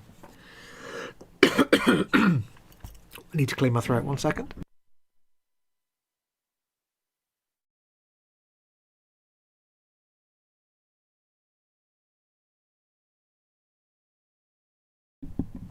And we're back. There we go. Right. Drew the short straw, Fox. At least I have 3 days at New Year, says Andy McLeish. Oh, well, you should get some New Year time. Money in the bank, though, dude. Ultimately, I suppose. If nothing else. Good day, everyone. Paul Di Tommaso is in. He says, hope you all had a great Christmas. How you doing, Paul? I hope you had a good Christmas yourself. Welcome to the live stream. Today I'm carefully working with my bones. My boner. It's a big boner show today, basically. It's all about dem bones. Dem bones. We've gone a bit Age of Sigmar, I'm afraid. I've got got a tickly cough as well today, which is a bit annoying. I'm being sent emails from somewhere.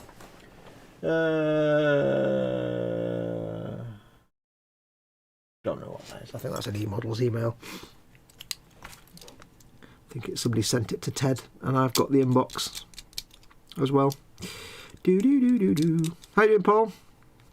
Welcome, my friend. My stepdaughter got me a huge tank model. Oh, is it one of the big 1/16th ones? Do tell. But all the little details. Well, it's decided Mum and I are going to have freezer food, says Eon's car. Nothing wrong with that. Of course, it does mean you've got to defrost it, which is a pain in the bum. See, technically, our turkey yesterday was freezer food. Yes, we did order potatoes to have with Christmas dinner, but basically Mama Fox ordered a bag of potatoes. Or rather, I did a shopping order from Amazon and we got a bag of potatoes. And when I opened the bag, half of them were already rotten. It seems to be a thing at the minute. You order like a bag of, say, new potatoes and one or two of them have gone all mingy and it's like you have to throw the whole bag away at that point. It's like, oh, I don't know what it is. Just getting them from Morrison's is like, kind of don't really want you to send me rotten potatoes. So they were out. But Mum did accidentally order 10 kilograms of potatoes at one point, which haven't turned up yet. So Lord knows if they ever will. So we just had roasties yesterday, which is fine because they were roast. It was roast potatoes in duck fat. Ooh, very nice. Excuse me. Roast potatoes in duck fat. Gorgeous. Nice. And I did all the cooking and no one died. Most impressive. Right, that's that. One half of his rib cage legs. Is there a mould line on that? I didn't notice one. Did they rather cunningly put the mould line right down the middle where it's on the edge? That might be convenient.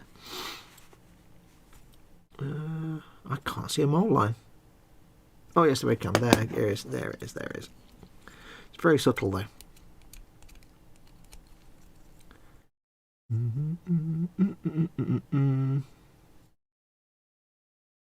Talking about the mould line. It's really well hidden. I can honestly not see it at all very well. It's kind of on the edge of the ribs, but not so much that you'd even need to really worry about cleaning it off because it just looks like a sharp bone edge. Let me tell you about sharp bone edge. Oh yeah.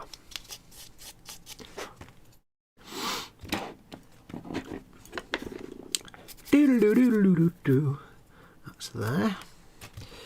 This vertebra looking bit here.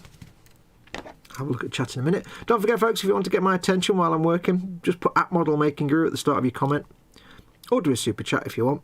Hit the little dollar symbol at the bottom of the chat window. Either way, it just helps me see your comment and not miss it. If I do miss your comment, apologies, just post it again in a few minutes. Do it in big caps. I have got the stream set to real time, so I see a comment almost as soon as you post it up. And you're seeing pretty much almost live. There's no like 20-second delay now, so it should be reasonably real time. The only delay is me not seeing your comment, obviously. This bit looks rude, but I'm not going to show you that bit because it's rude. It looks a bit... No, let's just leave it at that.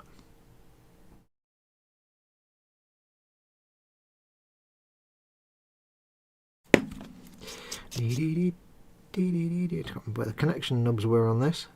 I think that's part of the piece, that's not a nub. Hello, Mama Fox. Ah, she can't hear me. She's got headphones on. Now, that's a little weird. There's supposed to be... There's supposed to be one of these little flaps here, but there isn't one. Have I cut that off? Did I cut that off by accident or not at all? No? It's not on the sprue. Not on the piece. That's weird. It's not on the cutting mat here. Strange. The instructions show like this little tab here. There's one on that side as well. But there's no evidence of it ever being there. No, I'm sure it'll be fine. I'm sure we'll figure it out somehow. Some way. I'm sure it's probably going to ruin the whole thing now.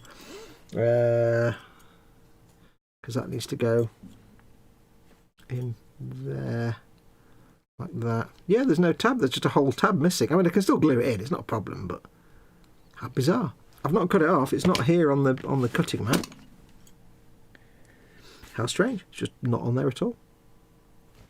Anyway, where are we? That's that bit cleaned up.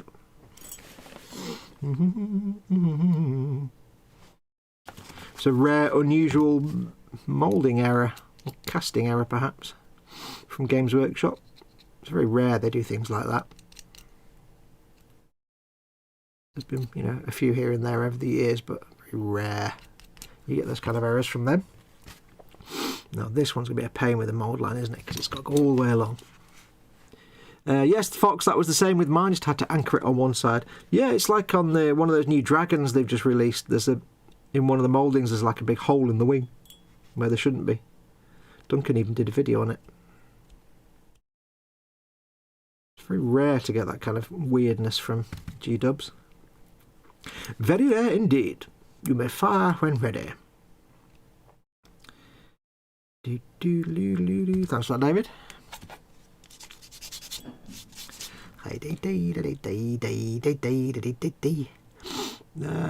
What figure is that? Asks Rysdam. I've got Mama Fox got me the entire. I can't put it all on camera now, but it's the entire Mortisan Tithe-echelon, which is an enormous one of the Battleforce sets, which is all Age of Sigmar bony dudes, loads and loads of them. But the one I'm building at the minute is the Dukes of Hazzard Harvest Festival. The Gothazar Harvester, which is this guy here, which has like a puppy dog head and a dude in the intimate feminine area and big stompy feet and big smacky fists, and it's got a back full of dead skulls and dead things because it processes all these into like dead bits into something, ammunition or something, I don't know. It heals other units. So it's basically a big walking puppy dog with scariness and bits. So that's what we're building. I've just opened the box set now, you see, so this is the first one. But I know nothing about Age of Sigmar, so it's all fantasy nonsense to me. There's a hand on the end of the tail, that's a bit weird.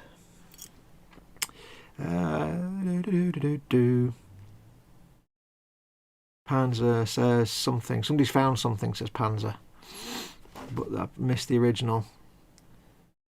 Panzer Well, the Crimbo Arthur is now in the oven, 3 hours to 8. Oh, Paul de Tomasa. Oh, there we go, this is about the tank. It's the 172nd Model Collector P1000 Land Battleship Scharnhorst. Oh, okay, I know what you mean, yeah. Normally retails for $175 Canadian, and she got it for $15 in a liquidation shop. Bit of damage on the box, but all the parts appear to be there. Kick ass. Yeah, it's one of them big concept Land Kreutzer kind of tanks, isn't it? Like the Rat and stuff, I think. Oh, I could be wrong. Cool. A $200 kit for $15. That's the best thing ever. I think she's a keeper. That kit, definitely. Now, the problem with this is it's the spine bit and it's got the mould line right down the middle, so I've got to sit here and clean off the mould line of every single vertebra. I like that word, vertebra. Vertebra. Vertebra, like and subscribe. Today we are looking at the vertebrae of the spine. These are bones in a contiguous connection. Like and subscribe. Fox's bone time. Like and subscribe. Definitely not for children. Moving on.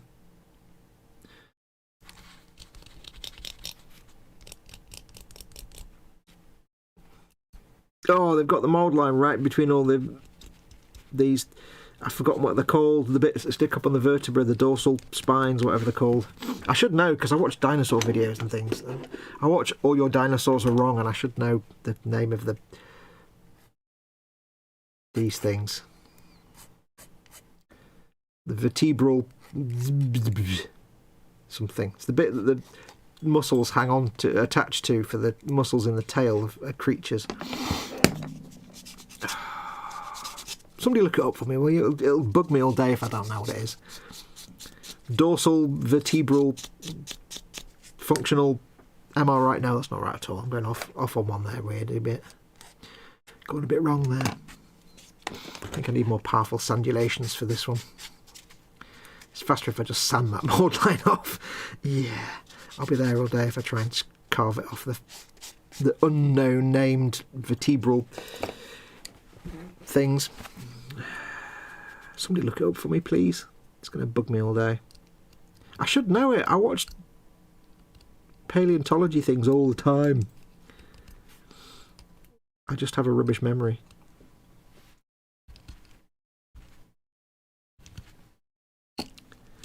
I'm not giggling because Foxx is fiddling with a rude bit. I'm not. Says Quano Man. I'm fiddling with rude bits. Well, I've completed the intimate feminine area now, so it's just down to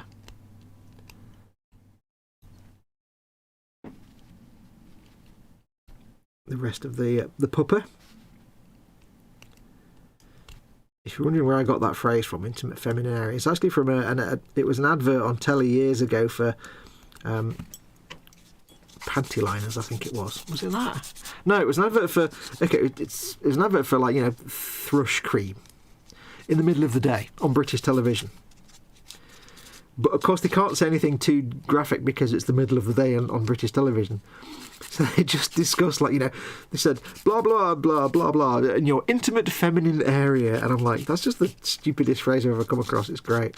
I'm going to use that as much as possible. So I use it to apply to males or females now, just because, and nobody gets the joke, so I just sound weird. So I thought I'd better explain it. There's only about 3 other people in the world that probably get that reference. I'm made of obscure references. It's my thing. It's my way of life.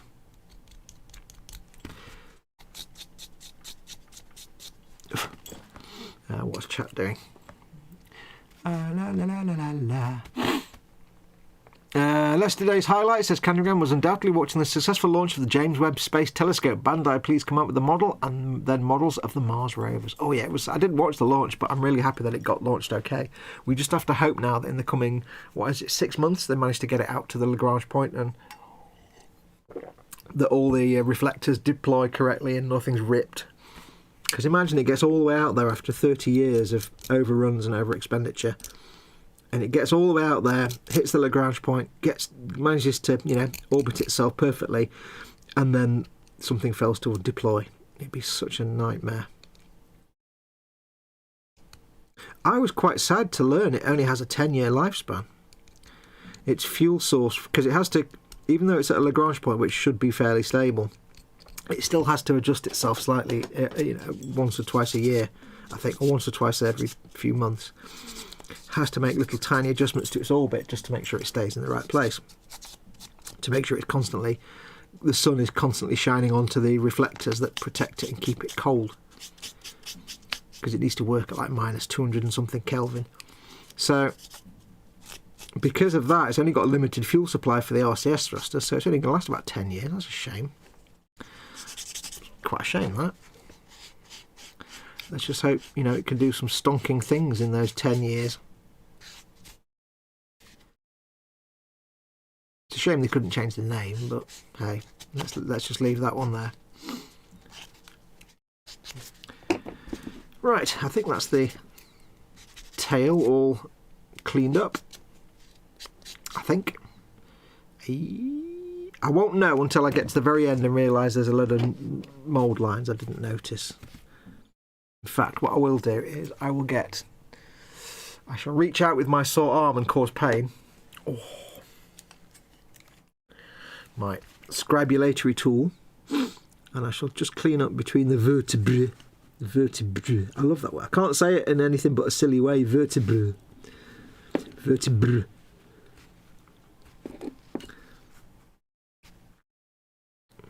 Discs. Some mould lines in the middle. Vertebrae. Vertibirds. No. What?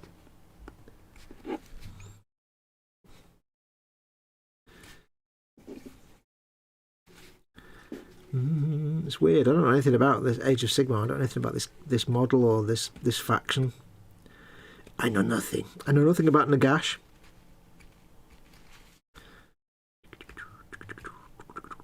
I thought I was so good this week changing the title, the quote at the end of the pre-roll sequence.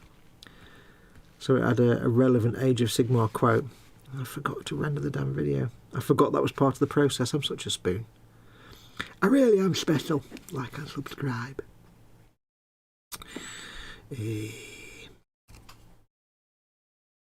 Anyway, how am I doing, folks? It's a long time since I've done a solo stream, so do let me know. Give me a progress report. How am I doing? I've kind of forgotten how to do stream by myself, so I'm a bit out of practice. Sarah Jane does sound boring, but then that probably tells me I'm doing it right. Yay! Oh, hurty arm is hurty. Let's have a look. Just got a call, says Dan. My mum's cooked my tea and my dad's going to call down with it about 7 PM. Who needs just eat? Don't even have to think about a tip for the delivery dude. Oh. I think they're called Nobbity Bits. Thank you very much. I guess nobody's looked that up then.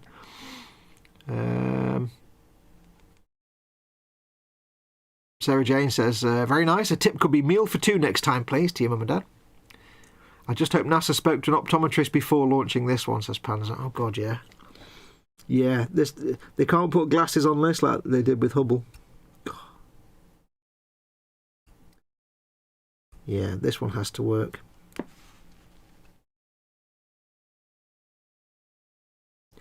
Just for the simple reason that if anything's wrong with it, they can't go and fix it. I mean, they could, possibly, but not feasibly. You know, it's to get someone out to that Lagrange point would be so expensive. If it goes wrong, then it's just abandoned. It's just, that's it. There's nothing they can do. Like Hubble, low Earth orbit, they could just go and change the lens or whatever. But this one, not a chance. If there's anything wrong with it, or something doesn't deploy, or the lens is incorrect, or there's a misalignment, or anything like that, that's it. Game over. 30 years of work down the drain. There's a lot of very nervous people at NASA right now, and ESA. Very nervous. This is really fiddly. I'm seeing a downside to doing bones here. That's really fiddly getting all the crud out from in between all the vertebrae. I'm seeing Bill being a lot longer on these bone dudes than a simple Space Marnie.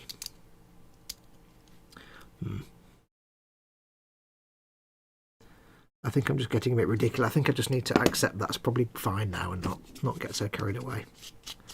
Especially as they're only going to be shelf queens and, you know, sit on my shelf. They're not going to be sold. So, probably not going to go on the tabletop because I don't play. So, let's just accept. What I will do though is do a little bit of clean up with some extra thin. Just in some of the joints. There are little bits of fluff where I've cleaned and little bits of mould line that's very subtle that I can just fix by melting it away with a tiny amount of Tamiya extra thin. Just the tiniest amount in the disc. Sometimes it's a real quick way just to get rid of little simple mould lines or any, little scratches you put in there when you've been cleaning them up. Real good way to do that. There we go. Das ist richtig. Move this out of the way. So we have to attach that to that and that to that. Yay!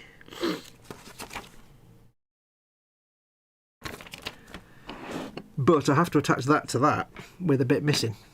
Okay, let's figure this bit out first. So this needs to go like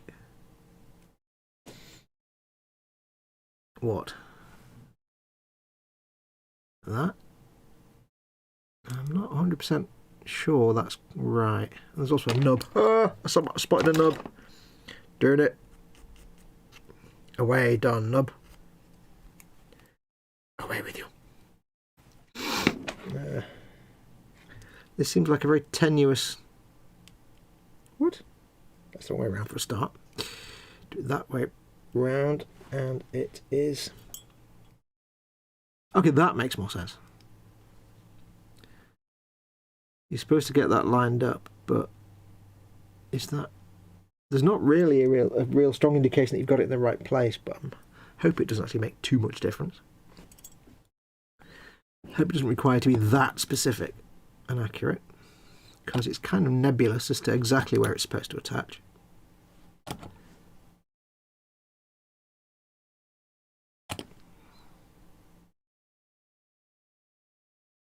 Sounds like a podcast name, that. Hi, I'm Foxx, and welcome to the Kinda Nebulous podcast, in which we rip apart pseudoscience and magical thinking in favour of actual science. Okay,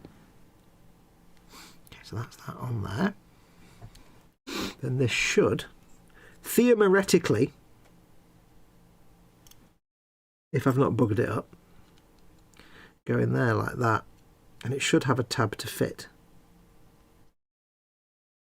So what I might do, although I'm not supposed to yet,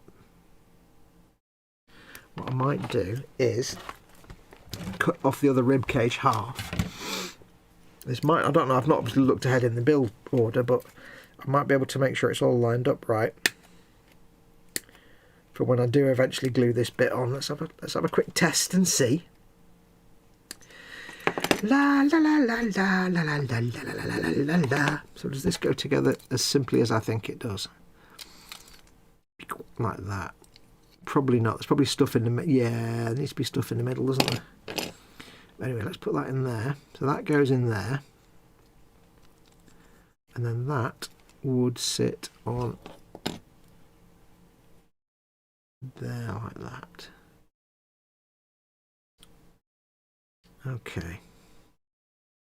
So all I want to do is get that lined up so that sits correctly, and then just glue it on that side where I can't get to, where there's no little nub. So as long as I can sort of get it lined up on that side and not glue it on the other side, then I know I'm golden then. Except I just pulled it out. Ugh. Simpleton.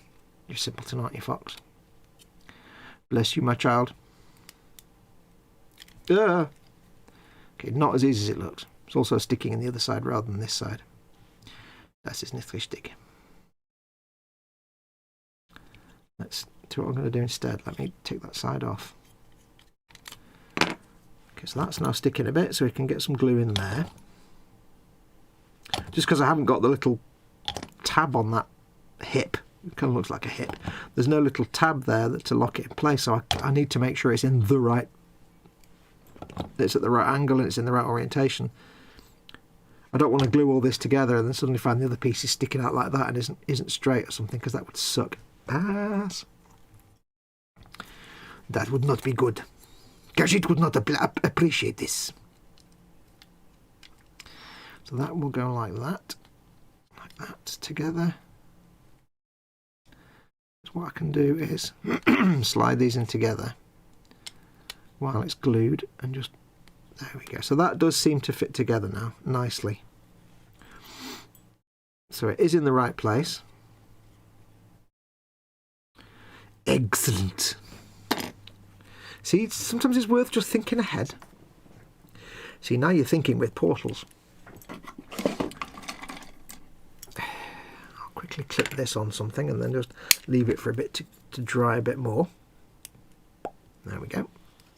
Lovely. That's that bit done. Yeah, lovely. I shall put it that way, sticking out. I'm going to put it like this way in the bit of foam so it doesn't actually actually it'll be fine. I'll just stick it up like that. There you go. Lovely. So it doesn't flop. That can go to one side. Have a quick look at the chattage.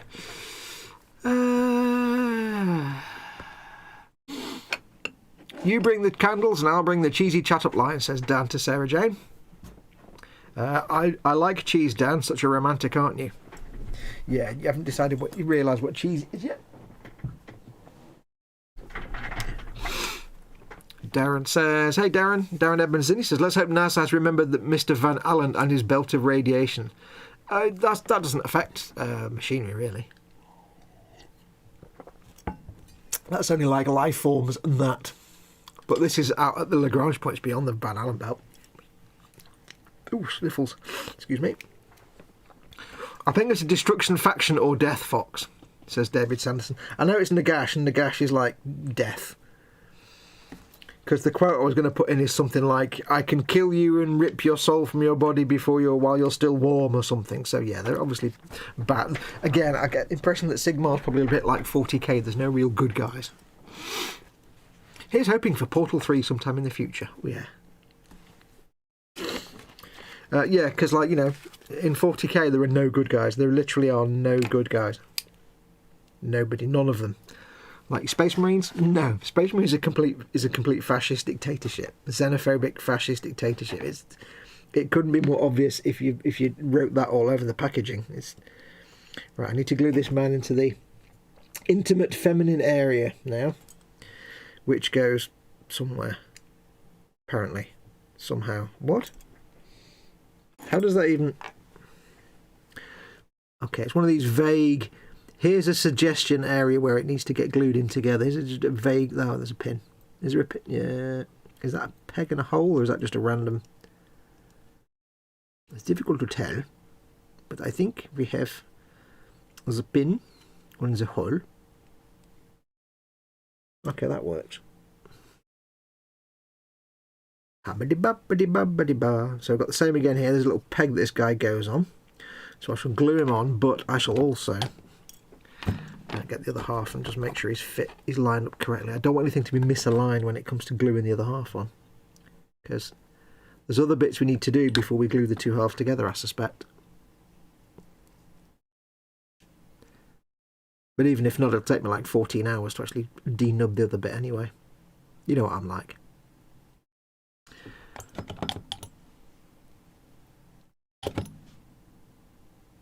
So there we go.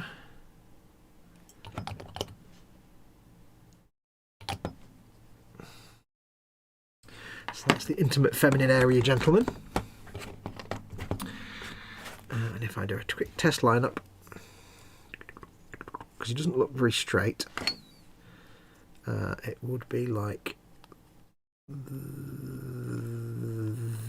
on camera, dear. Apologies if I'm off camera while I'm doing thinking and stuff and that. Thinking and stuff and things and that. Assume he's in. Looks like he's in. Yes. There you go. So there's the little man that drives this creature, built into his little area. Ooh, my area. Now, I've not glued this half on, obviously. That's just not glued in place yet at all. I'm just making sure he's lined up. I'll take that off again in a second. Just making sure that everything's lined up nicely. Thank you very much. Like and subscribe. He does look a bit wonky, like he's not quite straight, but maybe I've just glued the head on a bit wonky later. I don't know. I could have made the arm positions a bit more interesting, but that's what the instructions say. So we shall put that there, back on its clip, just to give it a minute to settle. Settling now, sir. Right, what's chat doing?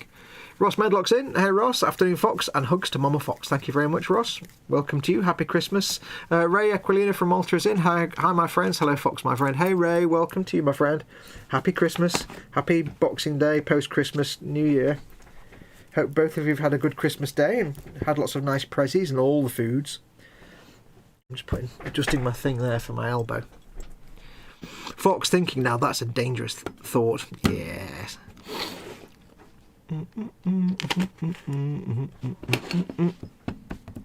Now I did get myself, I meant to tell you by the way, I did acquire through an internet a Space Marine for the Xbox 360. Space Marine! It is the Bane Blade! I did get myself that, and I will at some point do that as a live stream, playing it.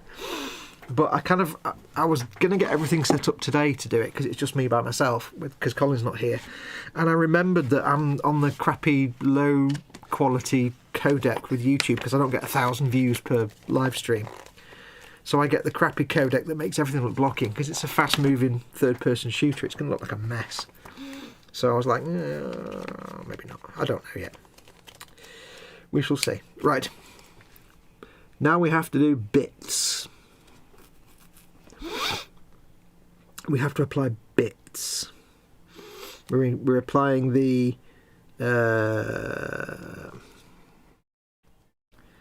we get to the puppy dog head? Not yet. We get to do the neck, the vertebrae of the neck, and this bit. That's the neck there, and this bit, which is also more neck. Hey, wind your neck in. So I need parts 6, 7, and... Oh, I see. What? 6, 7, and 5. Or... Wait, what? I'm confused. Oh, I see. Oh, okay. I think you get these 3 parts if you want the head looking to the left, or these 3 parts if you want the head looking to the right. Okay. Which do I want? Let's have a think. Looking to the left. I don't know. Do I prefer looking to the right? I don't know. Can we see it looking to the right? Is it on the box? No, it's looking to the left. I don't know, actually. I don't know. Arse. Decisions. Asking me to make decisions based on nonsense. Because it's kind of just a facing forward kind of pose. It's not really doing. If you look at it, it's not actually doing anything interesting. It's just stood there like with its arms out, like it's in a T pose. It just happens to have its head pointing. I think looking to the right looks much more interesting.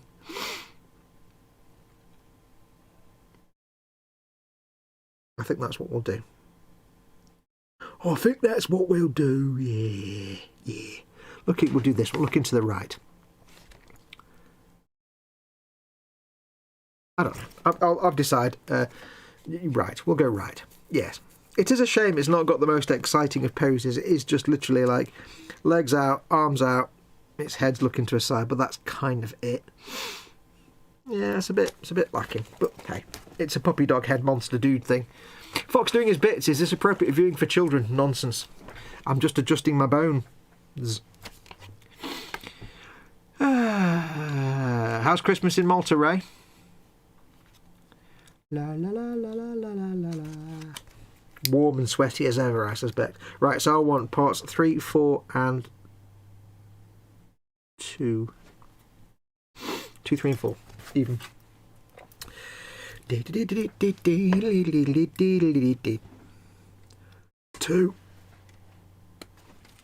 Oh, hello.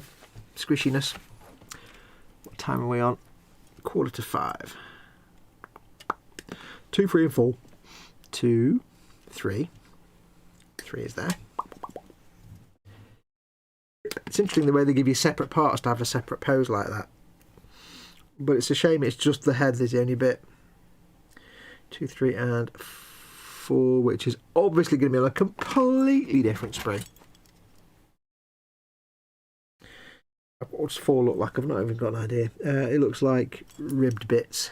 Ribby bits. That's 19. Do it on camera, dear.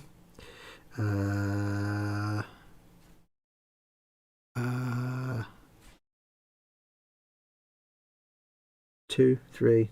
Is it 3 I want? Oh god, I don't even know which bits I've cut off now. God, Foxx, you're such a spoon. My name's Foxx and I'm exceptionally special, like and subscribe. 9. Oh, it's right next to the piece I've just cut off like a dingus. God damn it. Right, 2, 3, and 4. It's right there next to it. It's not hard, Foxx. All the 4 bits you need, they're all right there. Special. Very good, Foxx. Very nice, says Ray of Christmas in Malta. Foxx is playing with his bone. Oh, matron, says Ross. Happy Christmas to all, guys, says Ray Aquilina. Happy Christmas to all girls as well, but yes. I need to clear my throat again, aren't I? Excuse me, go 1 second, folks. Let me clear my throat.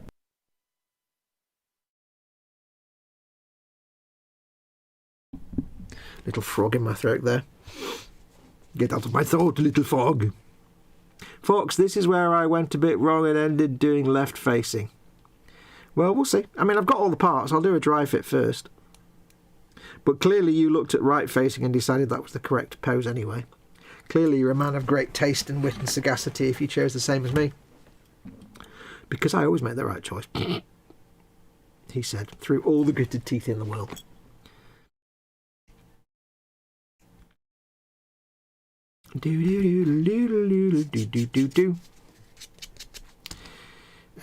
Well, I should do a little dry fit. I haven't got the skull off though, have I? Although, when do you build the puppy dog face? Wow, right at the end. I think I can build the puppy dog face in advance and do a test fit. That will be possible. I mean, it's not the end of the world if I get the wrong one, but it was 2, 3 and 4, wasn't it? Did you fail to follow the correct numbers?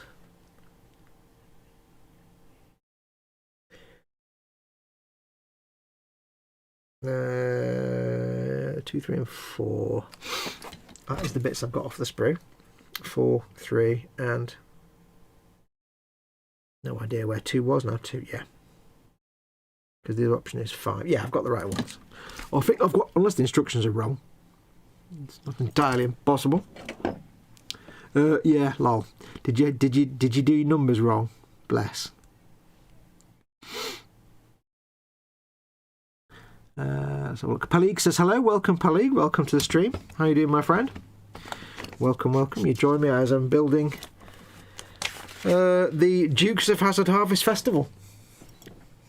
Puppy dog, part of the Battleforce set. The, oh god, it's the most stupid name ever.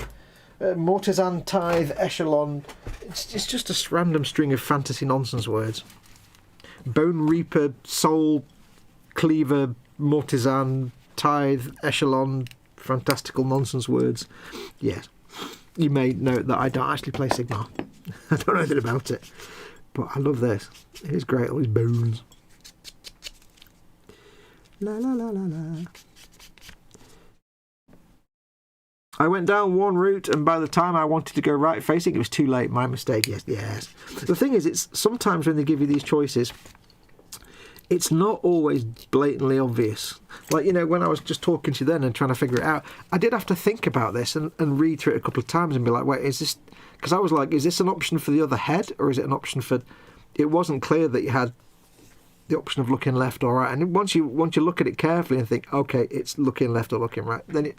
But at first glance, it can sometimes be a bit confusing, so I won't mock you for that too much, because, you know, it is... I've done it before as well. You have to kind of look at their instructions kind of carefully. Palig says, I'm French and I understand 50% of what you tell me, but I'm fine. Pas de problème, mon ami. Je parle un petit peu de français. Juste un petit peu. That's about all my French.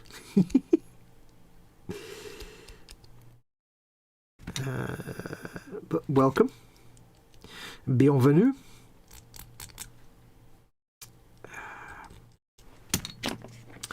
Right. Yeah, so it can be very confusing with their instructions, because they can trip you up sometimes. There have been times where I've had to sit there scratching my head for a minute trying to figure out exactly what I'm being asked to do, or why I'm doing something, or it says there's an option and you're like, but you get it in the end.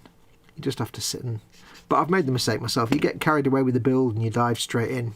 You go straight into your build and you get so carried away that you do that. And then you're like, oh, I wanted to put this thing on and now I can't because I've done this other thing. Fudge. Hello. Cora Pink has become a channel member. Ooh. Cora Pink, thank you very much. Welcome to chat. If this will either be Cora Pink has actually just become a channel member, or it'll just be YouTube being weird and she's already a channel member. But hello, Cora Pink, if you're in. Thank you very much for becoming a member. It's very, very kind of you. You're helping to support the channel, keeping this channel alive. You may not all know, but this is what I actually do for a living. You know, model making guru is a business, and this is what I do for my income. Pretty much purely so I can spend all day at home looking after Mama Fox, whilst also, you know, earning an income. So I have nothing but the deepest of gratitude to all my patrons and channel members, because without them I wouldn't be able to do this, and you know, I wouldn't be able to be at home looking after Mama Fox.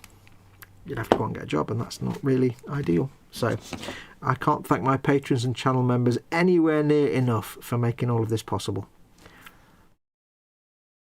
Hi all new members, says Cora. Ah, thank you very much, Cora Pink. You're very kind. I have to ask, because sometimes YouTube says that even though somebody's already a member. It told me Chris at Gross Models was a member last week, and he's been a member for like 2 years almost. It's weird sometimes. Thank you very much for becoming a member. Helping to keep the lights on.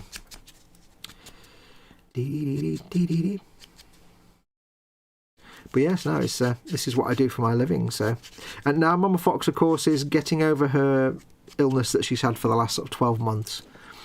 Still got a long way to go. I'm still having to do a lot of work to look after her, but it does mean I'm getting more time at the bench now. So in the coming months, because it's been a very quiet year on this channel, as you probably well know, there's not been a lot going on, because although I've been able to do live streams, I've not been able to film. I just haven't been able to take the time to film. So hopefully now going forward, we'll start getting some stuff on the go.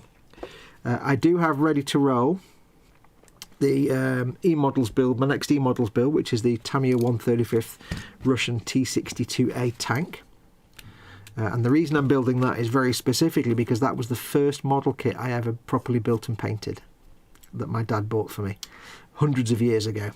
And it's like a little thing build, like my first ever build. I used to make models before that, but I'd make them and play with them. I'd just glue them together and play with them because I was a kid. But that was the first model I actually properly built and painted as a display model. My dad bought me that. So it's like a return to that after 40 years. So I'm hoping to start... I was hoping to start filming that this week, but it didn't happen, and now it's Christmas anyway. So hopefully next week I'll start filming that. And then for the Warhammer stuff and other stuff, I'm not sure yet what's going to be. I'll carry on building this on the live streams on the Warhammer Sundays. I've got the Orc. Hello, more things happening. Frankie Goes to Hobby, which pledged £6 on Patreon. Frankie, thank you very much. That's very kind of you, dude. Thank you. You're super kind. Big hugs all round. Thank you very much. And that's the email telling me you've just become a patron. I really appreciate that. That is massively helpful. Thank you, Frankie. Yes, so anyway, there should be more, hopefully more content coming now. For E-Models, I've got the Russian T-62, and then once I've done that, I need to do the Canis Rex Imperial Knight, and then I'm hoping to do more Warhammer stuff for them, more Games Workshop stuff for them. Going forward, I want to be the guy that does their Games Workshop builds. For me, of course, I've got many things I need to film and paint. I need to, at some point, film painting a Baneblade. So I've got to do another Baneblade. And as both of my Baneblades actually sold, you can guarantee I'll be doing more Baneblades in the future to get on eBay. So I've got to do, painting a Baneblade video. I've got loads of things I need to paint that I've built up. Orky things and all bits and bobs. Excuse me. I think I'm at the position now with my hardware setup that I might be able to easily film painting figures. The one problem I've always had is painting little tiny figures has been really hard because the camera on that side, you got the back of my hand and it's really hard. But I think I've got it sorted now where I can actually paint figures. I've not tried it yet, but I'm hoping that's the way I can go forward. Palik says, I like your work. Thank you very much. It's very kind of you.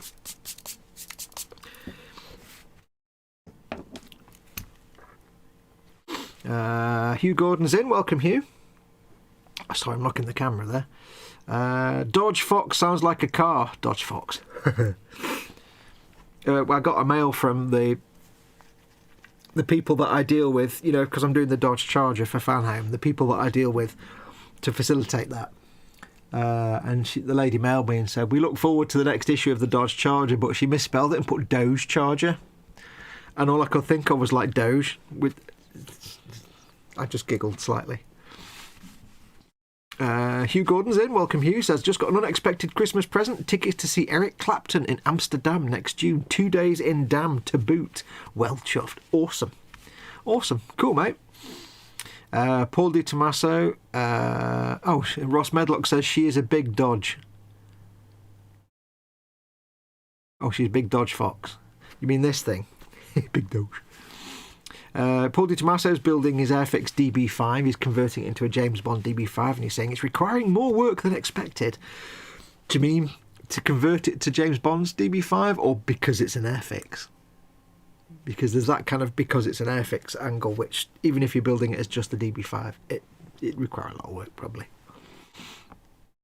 I'm a star, says Palig. You are a star. Thank you very much. Where are we? Frankie says, I needed to do it because I can't watch all your content for free all the time, says Frankie. Aw, thank you very much. By those of you who aren't patrons, by the way, I did make the Master Chief, 3-foot Master Chief build available to everyone. It's still available today. I think I was going to do it for a week, so I'm probably taking it back up to Patreon only tomorrow. So if you've not had a chance to watch through those videos yet, there's, I think, 5. If you want to see how I painted my big 3-foot tall Master Chief, then those videos are on the channel, available to all. There's a playlist, but they'll be going back into Patreon only fairly soon, so make sure you get them watched. Awesome present, Hugh Gordon, says Candygram. Yep, as does Marcus. Right, so that's these 3 bits done. Let's do a quick dry test. So we need to have these 2 bits together. Look at the necularity. Now I don't know which is which now. My wrist is hurting as well for some reason. That's that one, because you've got the vertebral spines that nobody's still told me what those spines are called yet. I'm still waiting on you to tell me what those things are called. I'm most disappointed that you haven't. That needs to go in via a vague connection. There we go. That's in there. So I may as well glue these together now, and then if it's the wrong one, I can just glue the other 2 together. It's kind of logical, really, isn't it? Dive in and see what happens. What's the worst that could happen? Come on now. The worst that could happen is that I could not actually know what the hell I'm doing. Confused.com. What? I had this just a moment ago. Now I no longer have it. What? Vague connection points hidden away in the middle of the thing I'm trying to connect. It's never a winning combination.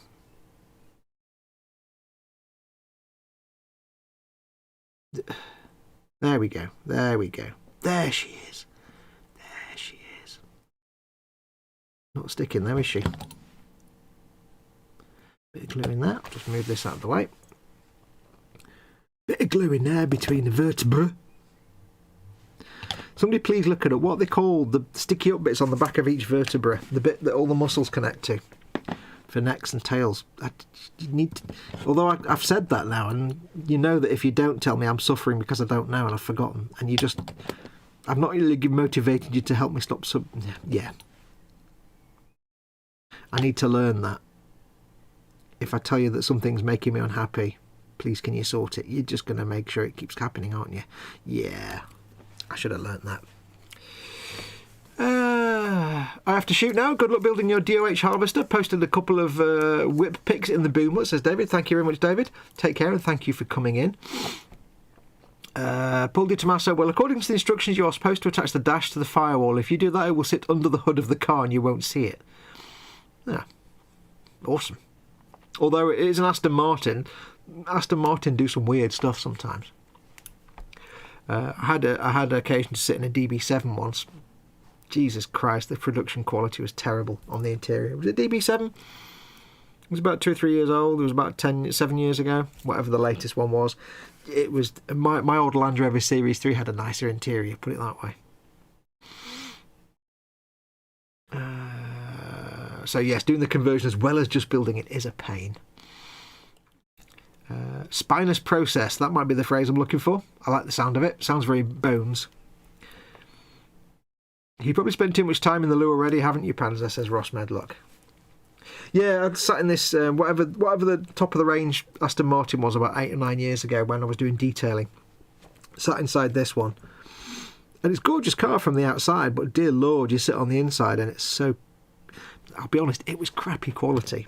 Like, the centre console was like just MDF board covered in plastic vinyl. Like my old Land Rover had the same thing on the centre console, and that was like from 1983, and it was the Land Rover Series 3. This thing was a 20 bajillion pound Aston Martin, and it was just gash. It was like, really?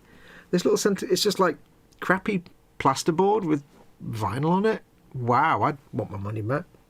And the funny thing was, you know, it was always in the shop getting fixed because there was always something wrong with it. I said to the guy, I said, you know that internal dashboard? Because he... Oh, hello. Edward Leonard, $5 US. Merry Christmas, Fox. Edward, welcome, welcome. You still get that. You still get that. Edward always gets a squishy. Squishy hello. Thank you very much, Edward. That's very kind. Merry Christmas to you as well, my friend. Big squishy hugs. So, yeah, I mean, I knew he wasn't that happy with the car anyway, so I said to him, I've got to tell you, mate, the interior of that DB, whatever, or DB8 or whatever, it's not great. He said, no, it's crap, isn't it? I said, yeah. He said, yeah, I know. I'll be giving it back because it's just, whatever it was, 70 or 80 or 90 grand. He said, no, it's not. It's been back in the shop several times for things not working. I'll just be giving it back and getting a Ferrari instead of something. He was a very wealthy gentleman, so he was not impressed with it. But yeah, I was shocked. Shocked, I tell you. Shocked. Right, so we built that bit. We have to then attach a plate. Now, I think looking at that, it does seem to be bending that way. That does suggest to me that this is the right-looking neck. So that would go in a place. It very vaguely says, oh no, there's an actual hole there, and there's, oh, there you go, there's a tab there. That makes sense. That looks to me like he's looking that way. I think I can, I'm just going to go for it. I'm just going to go for it. I'm going to put my balls to the wall and just get it in. Get it done. Put a fire under it, Marine. That goes in there. Like that, you see. I shall put on some glue. I shouldn't really, I'm not going to use extra thin because let's use proper thick glue for thick supporting structure. Like and subscribe. I have to say, hang on, let me just get this bit glued in.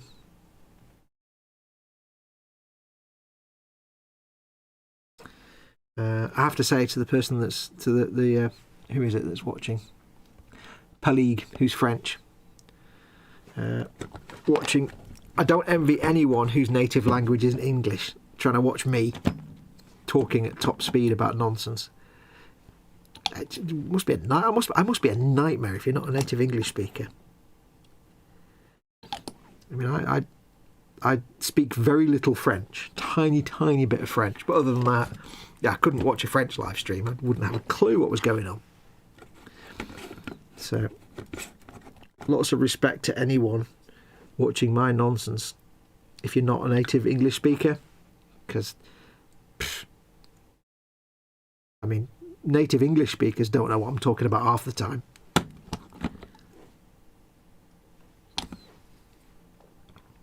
Adding to the fact my stupid northern monkey accent. Fingerprint, yeah, I'll have to sound that later. I'm at a talk top speed. It's probably not great. That can have a little bit of glue to smush away the fingerprint. The good thing is these are all bones, so if I get a bit of a fingerprint, I can smush it away with some glue, and it's just fixed within seconds. So we have an neck and a other neck bit. I hope that's the right bits. I shall put the lid back on my glue. Always put the lid back on your glue, otherwise you'll be spaced in about 10 minutes. That's that bit. So next we have to put in the other half and all the dudes in the back. So I think what we can do, it's 8 minutes past 5. We'll get that bit done. Then we might call it a show. Let's have a look. Pans has been working Christmas, but he says, I prefer to work Christmas Day so my colleagues with family can have that day off. That's very kind. Cora says, that's great, Panzer. When I worked in a care, I often worked the holidays and just celebrated the next day off. I did the same kind of thing, though, when I used to work in various offices. Because sometimes, you know, if I knew my family was coming over from the States, my brother and his family were coming over, I'd try and get the time off. But if I knew they weren't, excuse me, they weren't coming over, and this is years ago, if I knew they weren't coming over, I'd just take the Christmas Day working day. So, like, like Panzer says, so that other people with family and kids and stuff can take the time off, because I don't have kids. And also because I got the overtime as well. Woohoo! Adeptus is in. I just woke up and missed most of the stream, says Adeptus. No worries, we'll be here for a little bit yet. You came along, that's all that matters. Sleep's fun. I fit windscreens for a living, and all the expensive cars are very poorly put together once you remove the trim. Rolls-Royce used BMW parts. Yeah. It was shocking the amount of times, you know, we'd go into some nice car and it'd be like, wow, this is garbage. I'd often be more impressed with Joe Schmo and his, you know, 5-door family BMW, whatever, estate car. Or, you know, people that come in with their, you know, Volkswagen Golf or something than I would people with their Aston Martins and their Ferraris and stuff. A lot of times they're just absolute garbage. I need 16 and... well, we've got 17 because 17's there. We need 16, which is a pile of dead things. It's a great big pile of dead, effectively. All the bits that the harvester needs to harvest, has harvested even, and wants to convert into whatever it is it converts them into. Health and new dudes. So, let us get these parts cleaned. It's weird, it looks like some kind of floating... Ross Medlock, £5. Get Mama Foxx some chocolate, says Ross. Oh, Ross, thank you very much, my friend. I shall do just that.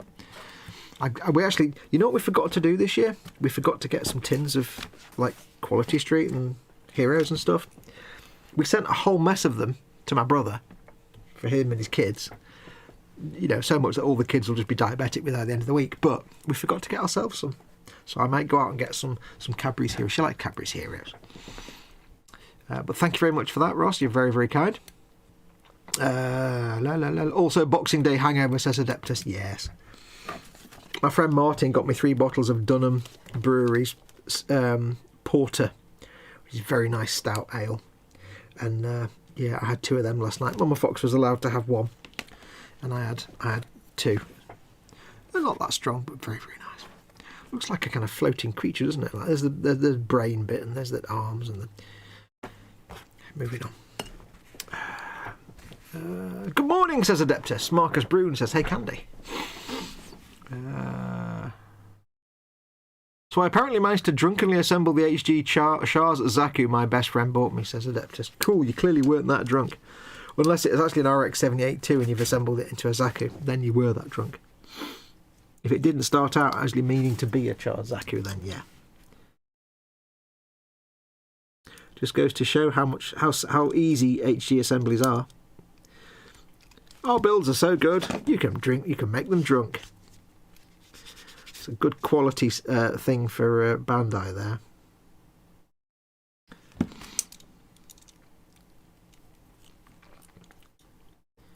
Excuse my nipples. Nipples? That's not the word I was looking for. That's definitely not the word I was looking for. Nippers. Woo. Accidentally got my nipples on the stream there. Woo. Matron. Get my nippers out for a bit of nipplage. See, I really want a curry, but we've got so much turkey, it will be illegal not to have turkey tonight. And it's really nice turkey as well. But I really want a curry or a McDonald's or something. For some reason I'm craving McDonald's. Marcus Brune puts a super chat through, €4.99 and some chocolate, says Marcus. Marcus, thank you very much. I don't know why I didn't pop up the animated thing. It probably will in a second. That can be on a delay sometimes. Thank you very much, Marcus. You're very, very kind. That is very sweet of you. Get it? Chocolate? Sweet. Thank you very much, my friend. Much appreciated. All very, very helpful. Pika, pika. There you go. The Bobbin says, I am now assembling a Tamiya M10 Achilles tank destroyer. Lovely kit. Is a tank destroyer just another tank, basically? I assume. It's a big-ass tank, is what you're saying. Can't beat Tamiya tanks. I'm looking forward to doing the T62, starting to film that next week. Not only because it was my first ever properly built and painted tank that I made when I was like 12 years old. And so it has a certain fondness in my heart for that anyway. And I can't explain to you enough what it felt like. Because the last time I saw this thing was like when I was like 12, 13. And I can't tell you what it felt like to just open up the instruction sheet and see those instructions that I hadn't seen in like 30 odd years, 40 odd years. It was like, oh, it's almost like it's as if it was just yesterday that I last saw these. And, you know, looking at the assembly process and all the different parts and looking at the bits of the kit, I'm like, oh, it just feels like it was an hour ago that I built this when I was a kid. Of course, now I'm going to paint it much better. But I've, you know, we've always said, and we say it on the E-Model show, but we actually do mean it. You know, genuinely mean it. If you're looking at getting into any kind of armour, if you're thinking, I wonder if I quite fancy maybe building a tank or something like that, or an armoured vehicle or something along those lines, but you're not sure, you know, you're thinking, well, I want to build a tank, I've never done a tank, but these kits with the individual trap links and they're like 90 quid and I don't want to spend all that money and then realise I don't enjoy it. So we've always said, if you're new to armour, or even if you're new to modelling and you want to start modelling tanks and armour, Tamiya kits, the old Tamiya kits that are probably all 30, 40 years old, they all came out in like the mid 70s, some of them. Like the T62A is 1978, I think. They're like 40 odd years old, but quality wise they actually put a lot of contemporary kits to shame, current, you know, modern kits to shame. They're still spot on quality. They're not as highly detailed, say, as modern kits. They haven't got tons of photo etch, or the T62 comes with a little piece of mesh. You know, they're a bit soft on the details here and there, and they're a bit basic, but they're like 15, 20 quid, and they're beautiful kits. They always go together pretty much really, really well. Most Tamiya kits go together wonderfully, and they still are quality things even nowadays compared to days, but they're such a straightforward, simple build that if you want to get into armour and you don't want to spend a fortune getting there, or if you're just starting out and you're not done a lot of building and you want to start out with armour, because you have to start somewhere, pick yourself up a Tamiya tank kit, one of the older kits. You'll see them for sale like 15, 20 quid. You can't go wrong. You'll get a taste of what Tamiya kits are like, but it won't be a complicated build. You know, a lot of their more modern, expensive kits are a lot more complicated. You know, they come with photo etch and stuff, but even those old kits, basic though they may be, they're just a great introduction. And I made this one when I was 12, and so, you know, it looked fine. I even painted it. So yeah, can't recommend enough for people starting out. Tamiya tank kits or vehicle kits. You know, they're military miniatures series. I mean, even some of the cars, but assuming it's military miniatures, because, you know, a lot of modern military kits now are very complicated, have hundreds of thousands of parts. So if you're just looking at getting started, check out some of the old Tamiya kits, military miniatures series. They're brilliant. And the ironic thing is that even though they're like, you know, 30 or 40 years old, the figures in those kits, they're not like amazing by today's standards, but ironically, despite that, they still put a lot of modern manufacturers to shame. You know, companies like Revell and Italeri, who just cannot do decent figures for toffee, they have no concept of what the human figure actually looks like, are put to shame by these Tamiya kits from 40 years ago, where all the figures have, you know, they may not have the most crisp clothing details, like the clothing's maybe a bit soft and fluffy, you know, so you're going to be challenging painting all the creases and folds, but the faces, every Tamiya figure has a distinct and unique face. And it's really weird, like, if you were to show me a load of, like, Tamiya figure heads from their 135th range, I would know which were German, which were American, because they had different face types. The German figures for the German kits, they look Teutonic, they look Germanish. They've got the squarer jaws and the more sculpted faces. It's kind of a real sort of almost like a cliche German and American look, but it's hard to explain, but the Germans just look German and the Americans just look not German. The British ones, that's a bit harder to tell between the Americans, but you can tell the difference between the Germans and the not Germans, basically. So yeah, so if you're looking at getting into armour and you don't want to go and spend 100 quid on a Ryefield tank with 1,000 parts and individual track links, and you don't want to make that investment, if you want to try it out, get yourself a little cheap Tamiya kit. Could be anything. The T62 I'm going to be doing is a brilliant little kit. It's dead simple. I'll show you in a bit. Dead simple. And it's only one colour if you want to paint it green. It's only got one figure. And there's lots of details missing. You know, you've got a little hole in the front of the turret where there'd be like a little machine gun. There's no machine gun. You get a light, you get a headlight on the front with a cover on, and the headlight next to it has got the cover off, but there's nothing inside it. There's no lens to put in there. There's no clear plastic part. So they're kind of basic, but it's still fun. I shall show you in a moment. We're only on 20 past 5, so I'll show you in a bit. So yeah, can't recommend them enough. And likewise, car kits as well. Some of the older car kits from like the 80s. Again, they pale in comparison to modern cars. Sarah Jane will know, you know, this well enough. You know, a lot of their older car kits pale into comparison to some of the modern contemporary kits. But still, they're amazingly made.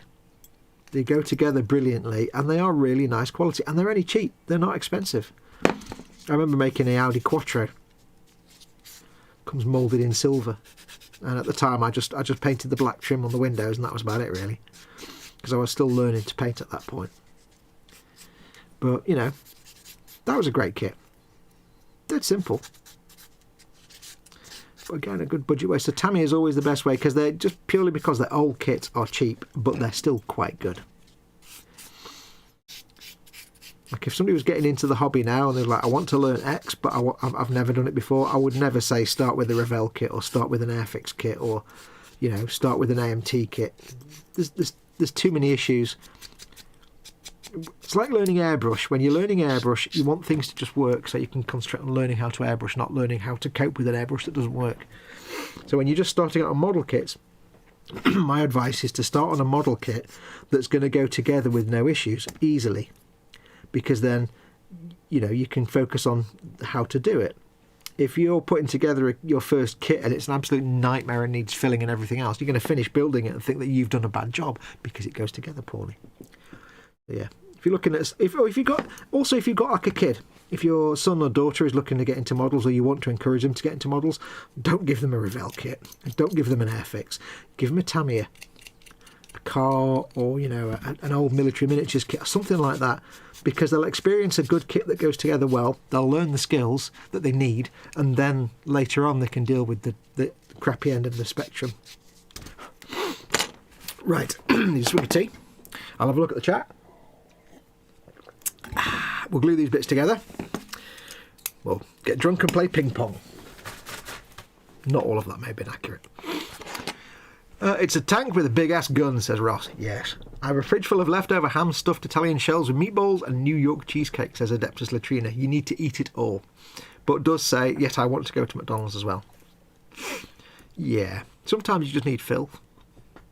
It looks like a tank, but much less armour and much more speed, says Bobbins. Gun mounted on a tractor go-kart. Okay. Sorry Pants had dozed off with the waffling, says Sarah Jane. Even though Anne said that she knows all about cars. A Foxx challenge. Foxx, that little hole is for the gunner's sight. The coaxial gun is located on the other side of the main gun, except the box art shows a gun sticking out. I'll show you in a minute. So, ha ha ha ha. Ha ha ha ha. Right, so we need to apply the other half of the body area.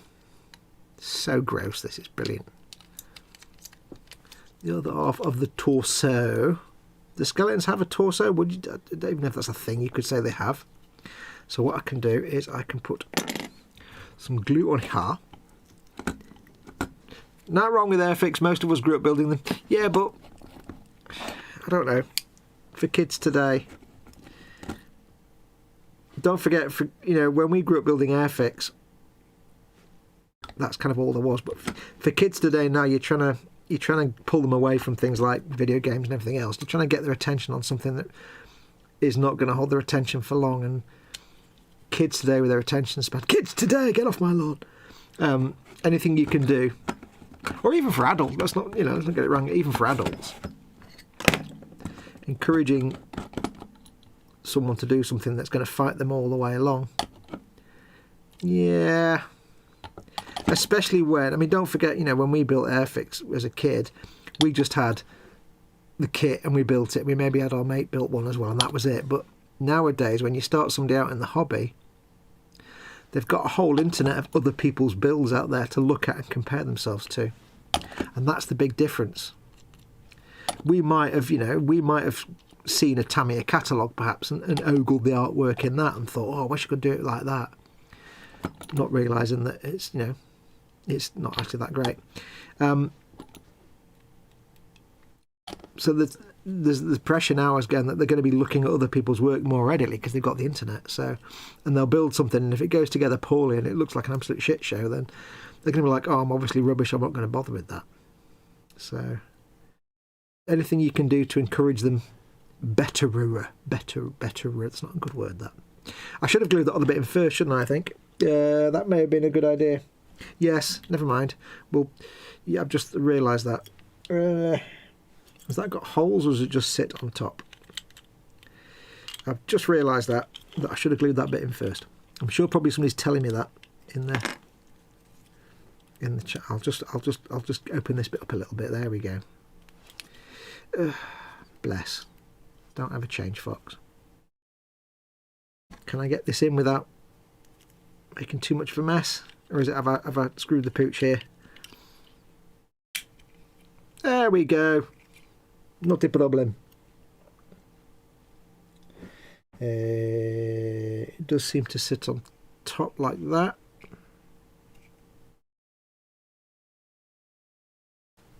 That looks good to me. Huge success. Got away with that, didn't I? Oh, I think. I may, of course, still have screwed the pooch. It's entirely possible. To be safe, I should really get that off again, shouldn't I? Open a bit and just make sure to be absolutely safe. I think it just sits on top like that. I think.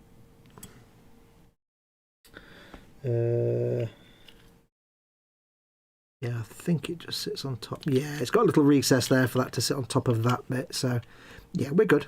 We're good. We're all good here now. Fine, thank you. How are you?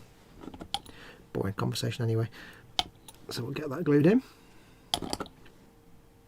So suddenly thought, I'm like, hang on, is this bit supposed to, if it was supposed to attach to a peg or something, it would have been completely knackered. Because of course, I'd have to pull it all apart again. And I mean, it may still be that I've still screwed the pooch. I don't know yet. It seems to sit in place like that quite nicely, so I think we got away with that. Shh, don't tell anyone. Don't say nothing to no one or nobody now, nor nothing even there. There we go. Lovely jubbly, there we go.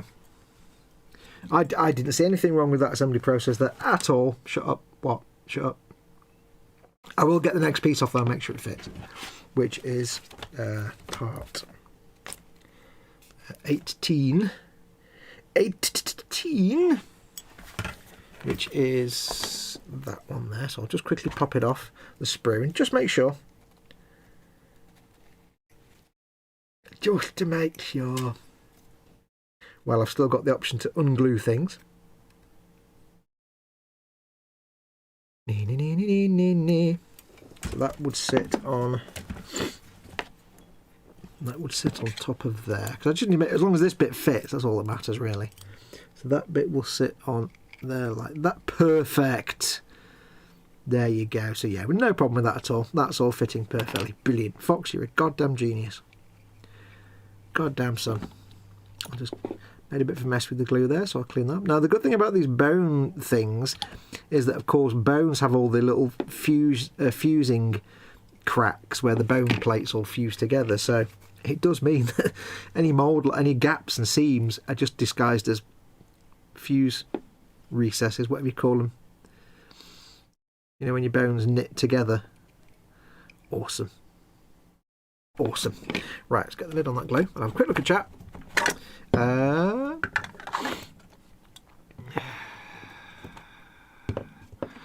are we up to? Do Airfix still use the softer plastic on their newer fancy kits? I don't know. I think they do. I think Ted did the Tiffy when the Typhoon when it came out, and they said that was still the weird soft plastic.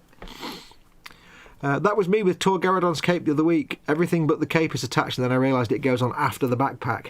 Or the backpack goes on after the cape, rather. Yeah. Tor Garadon is a great-looking mini, says Phil East. Don't say you put on the backpack before the cape, says Eon's car. Oh, I did, says Adeptus. I think somebody's... Does that sound like somebody just realised they've done something wrong? A little bit, perhaps. Right, so we've done that. So I'm going to leave it there with the building for today. I like the fact it's not actually all symmetrical. It's kind of like a bit wonky donkey. I like that. It just makes it look interesting. That's going to go on there perfectly because I'm a goddamn genius. All the joints are hidden. All the join lines are hidden because it's bones, because of course it is. It does mean, of course, that theoretically, I don't know what goes on after this, but I'm guessing it means I could potentially leave this piece off to get all these bits painted and then easily just plonk that back on again later. Because there's stuff in here, there's like little skulls in there, you see, around the back, underneath the neck. And it's going to be handy. This is what I was saying earlier on about like pre-planning stuff. There's little skulls in here. And it's going to be handy because I think they just get like a green wash. A glowy green wash, so I can get them painted up and then glue that on later on, because there's no mould lines I'd need to hide, no seam lines. It's all nicely hidden because it's bones. A little bit of glue, plonk, done. So I think we'll leave that off anyway. Part assembled. Sarah Jane's off, says bye all, take care, thanks for coming in, Sarah Jane. Not going just yet, but you can hang around for a bit if you want. But thank you for coming in, big hugs. Eon's car says, oh no, please say you use super glue. I did, thankfully it was able to freeze him for a minute and break it off with minimal damage to the paint surrounding. There you go. Right, so we're going to leave it there for the build. I will show you very quickly the T62 because I said I would. Let me just move all this nonsense out of the way. It is here. I'll pull back the camera a little bit. Might be a little bit out of focus now. Yeah, it's the Russian T62. I even just looking at the box art when I got this, and I looked at the box art because I hadn't seen this box art for like 38 years. And it's like, I love this vintage Tamiya box art. It's so beautiful. But now, obviously, 42 years later, when I looked at this as a kid, I was like, wow, that's because I was I did painting and stuff as well. I was like, I could never paint like that.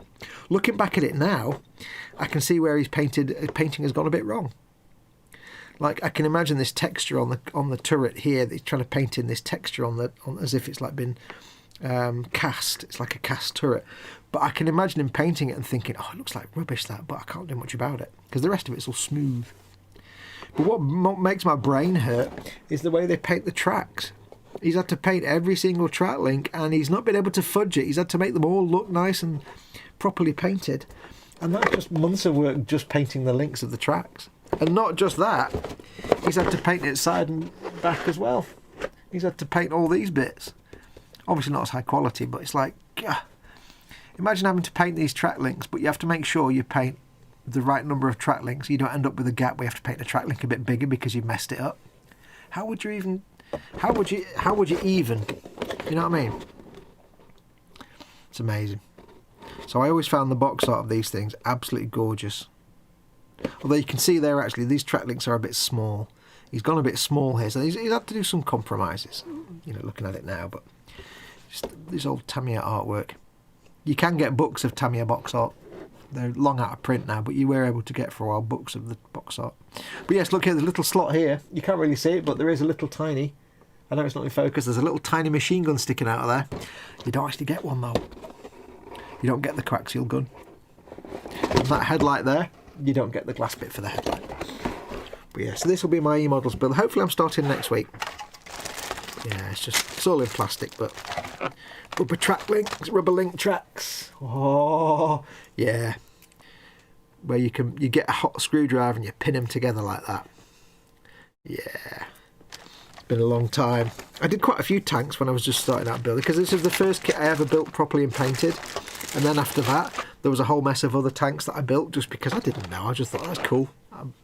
I did a couple of modern tanks and some old tanks, just Tamiya kits, and yeah. So I'm really looking forward to doing this. And this was 1976, and they give you slots for batteries. There's battery slots in there if you want to put a motor in it. Put a motor in there, and I don't know how. There's a hole for a switch. I don't know if they actually sold it separately, or if they just sold that and people would use that to... I've certainly never seen a kit of this that comes with a motor, and a lot of the tanks had these, like a switch, a hole switch and battery sets. So I don't know if that was ever a thing they did. I know not. So yeah, that's what I'll be doing. Hopefully next week I'll get on started on that. Oh, it's Panzer says, oh sorry Fox, I thought you were referring to the hole on the other side of the turret. Is there one? Let's get the turret out.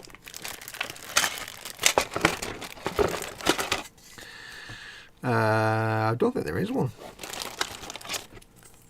to be honest. I'm not convinced there is one. It's a really small coaxial gun. There's a little hole there, the little ring thing there. That could be the port that's just covered up. Yeah, and I look at the photograph of the painted model there. When I was a kid, I'm like, I need to paint it like that. But I'm looking at it now, and that's mostly dry brushing, and not great. So yeah, how much things change as you get older. Love it, love it. So I'm looking forward to doing that. So that's going to be, hopefully I'm going to start that next week. Fingers crossed. You know, all the best plans and all that. But hey, hopefully next week. I've built that tank and turned it into a Warhammer tank, says Ross Medlock. It has that look. The beauty of tanks is if you don't have the dude in the turret, there's nothing really on a tank that tells you what scale it is, which is why I was able to do one of them little chibi tanks and make it into, you know, one of these things. Let me show you.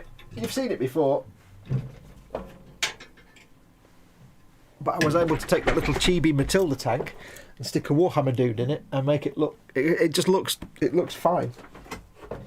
And why I was able to take the 135th, there's dust on that, the 135th Panhard AML-90 armoured car and stick a Warhammer dude in the turret of that. And again, it looks fine because the guys aren't 135th scale, but they're not that far off. They're kind of, to the untrained eye, they look that kind of size. So with a tank, you could stick a Warhammer dude in that turret and you'd probably get away with it. So yeah, good fun, good fun. Anyway, I think what we'll do, I'll put that to one side over there. We'll call it there because I'm not going to start anything else now. I need to go and rest my elbow because my hurty elbow is being hurty. It's just, it's not well. Elbow, it's not well. Plus I've got to go and do the washing up and make the dinner. Ooh. Oh well, never mind. Anyway, that's going to do us for Warhammer Sundays. So thank you very much for sticking around and watching. Thank you to all of you who did super chats, and of course thank you to Graham for becoming a patron, and to who else became a patron? Somebody else became a patron. Cora became a member. That's it. Cora Pink became a member. Thank you very much for Cora becoming a channel member. Thank you to all of you for watching. As far as I know, we'll be back next Sunday as normal with me and Colin. I know Colin will be back on Wednesday with his Wednesday build with him and Dave. So I think he'll be back by then as normal anyway. We're not doing an E-Models Monday show tomorrow because it's bank holiday, so it's a day off. But I will be back, of course, next Friday night, hopefully, with Colin on the Midnight Friday Frolic. And then back on Sunday with Warhammer Sunday. I might try and do something during the week. I don't know. Maybe. I don't know. I might try streaming from the 360, playing some of that Space Marine. I don't know. We'll see. We'll see. I have to make sure I don't jump into other people's stream slots as well.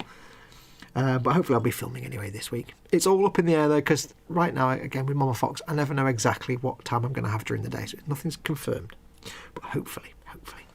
Anyway, that's going to do us. Like I said before, don't forget, of course, if you're wanting to pick up one of these massive Battleforce sets, they are limited edition. They're only released at Christmas for a few weeks, and once they're gone, they're gone. So if you want to be able to buy 190 quid's worth of plastic for about 100 quid, then do pop along to Goblin Gaming. There's a link in the description below the video for Goblin. Go to that link and you can get your Battleforce sets. So they've still got some in stock. They've got like 11 of these sets, 11 of the Orc sets still in stock, unless Colin's bought one. And they've got quite a few others, and they are hard to get hold of, so I've not I've seen a lot of places where they're already out of stock, so if you've been looking to pick one up, go and check out the link for Goblin Gaming. That's literally 3 or 4 lines down the description in the video, below this video. Go and check that out. But other than that, I hope you continue to have a great Christmas and a great Boxing Day.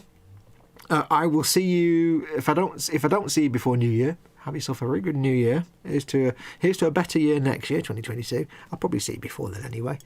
Don't forget, of course, if you want to help support this channel, you can do. You can go to patreon.com/modelmakingguru and become a patron, just like Graham. Or you can click the join button underneath any of my videos or live streams and become a channel member, just like Cora. Either way, you're helping to support the channel. You're literally putting food on my table. This is my job. I do this for a living, so you're helping me out massively. You're making sure this channel can keep going. And here's to more videos in the coming months. Anyway, more video content from me. Fingers crossed. So take care of yourselves. Go make something awesome. Go be awesome. I'll just have one quick last look at chat in case I missed something important. Chat's fallen over. There we go. Oop. The magic arrow button is not magically arrowing. There we go. Frankie says, have a nice evening, everyone, and stay safe. So thank you very much for watching. Take care of yourselves. Go make something awesome. Go be awesome. And until next time, adios, amoebas. Take care, everyone.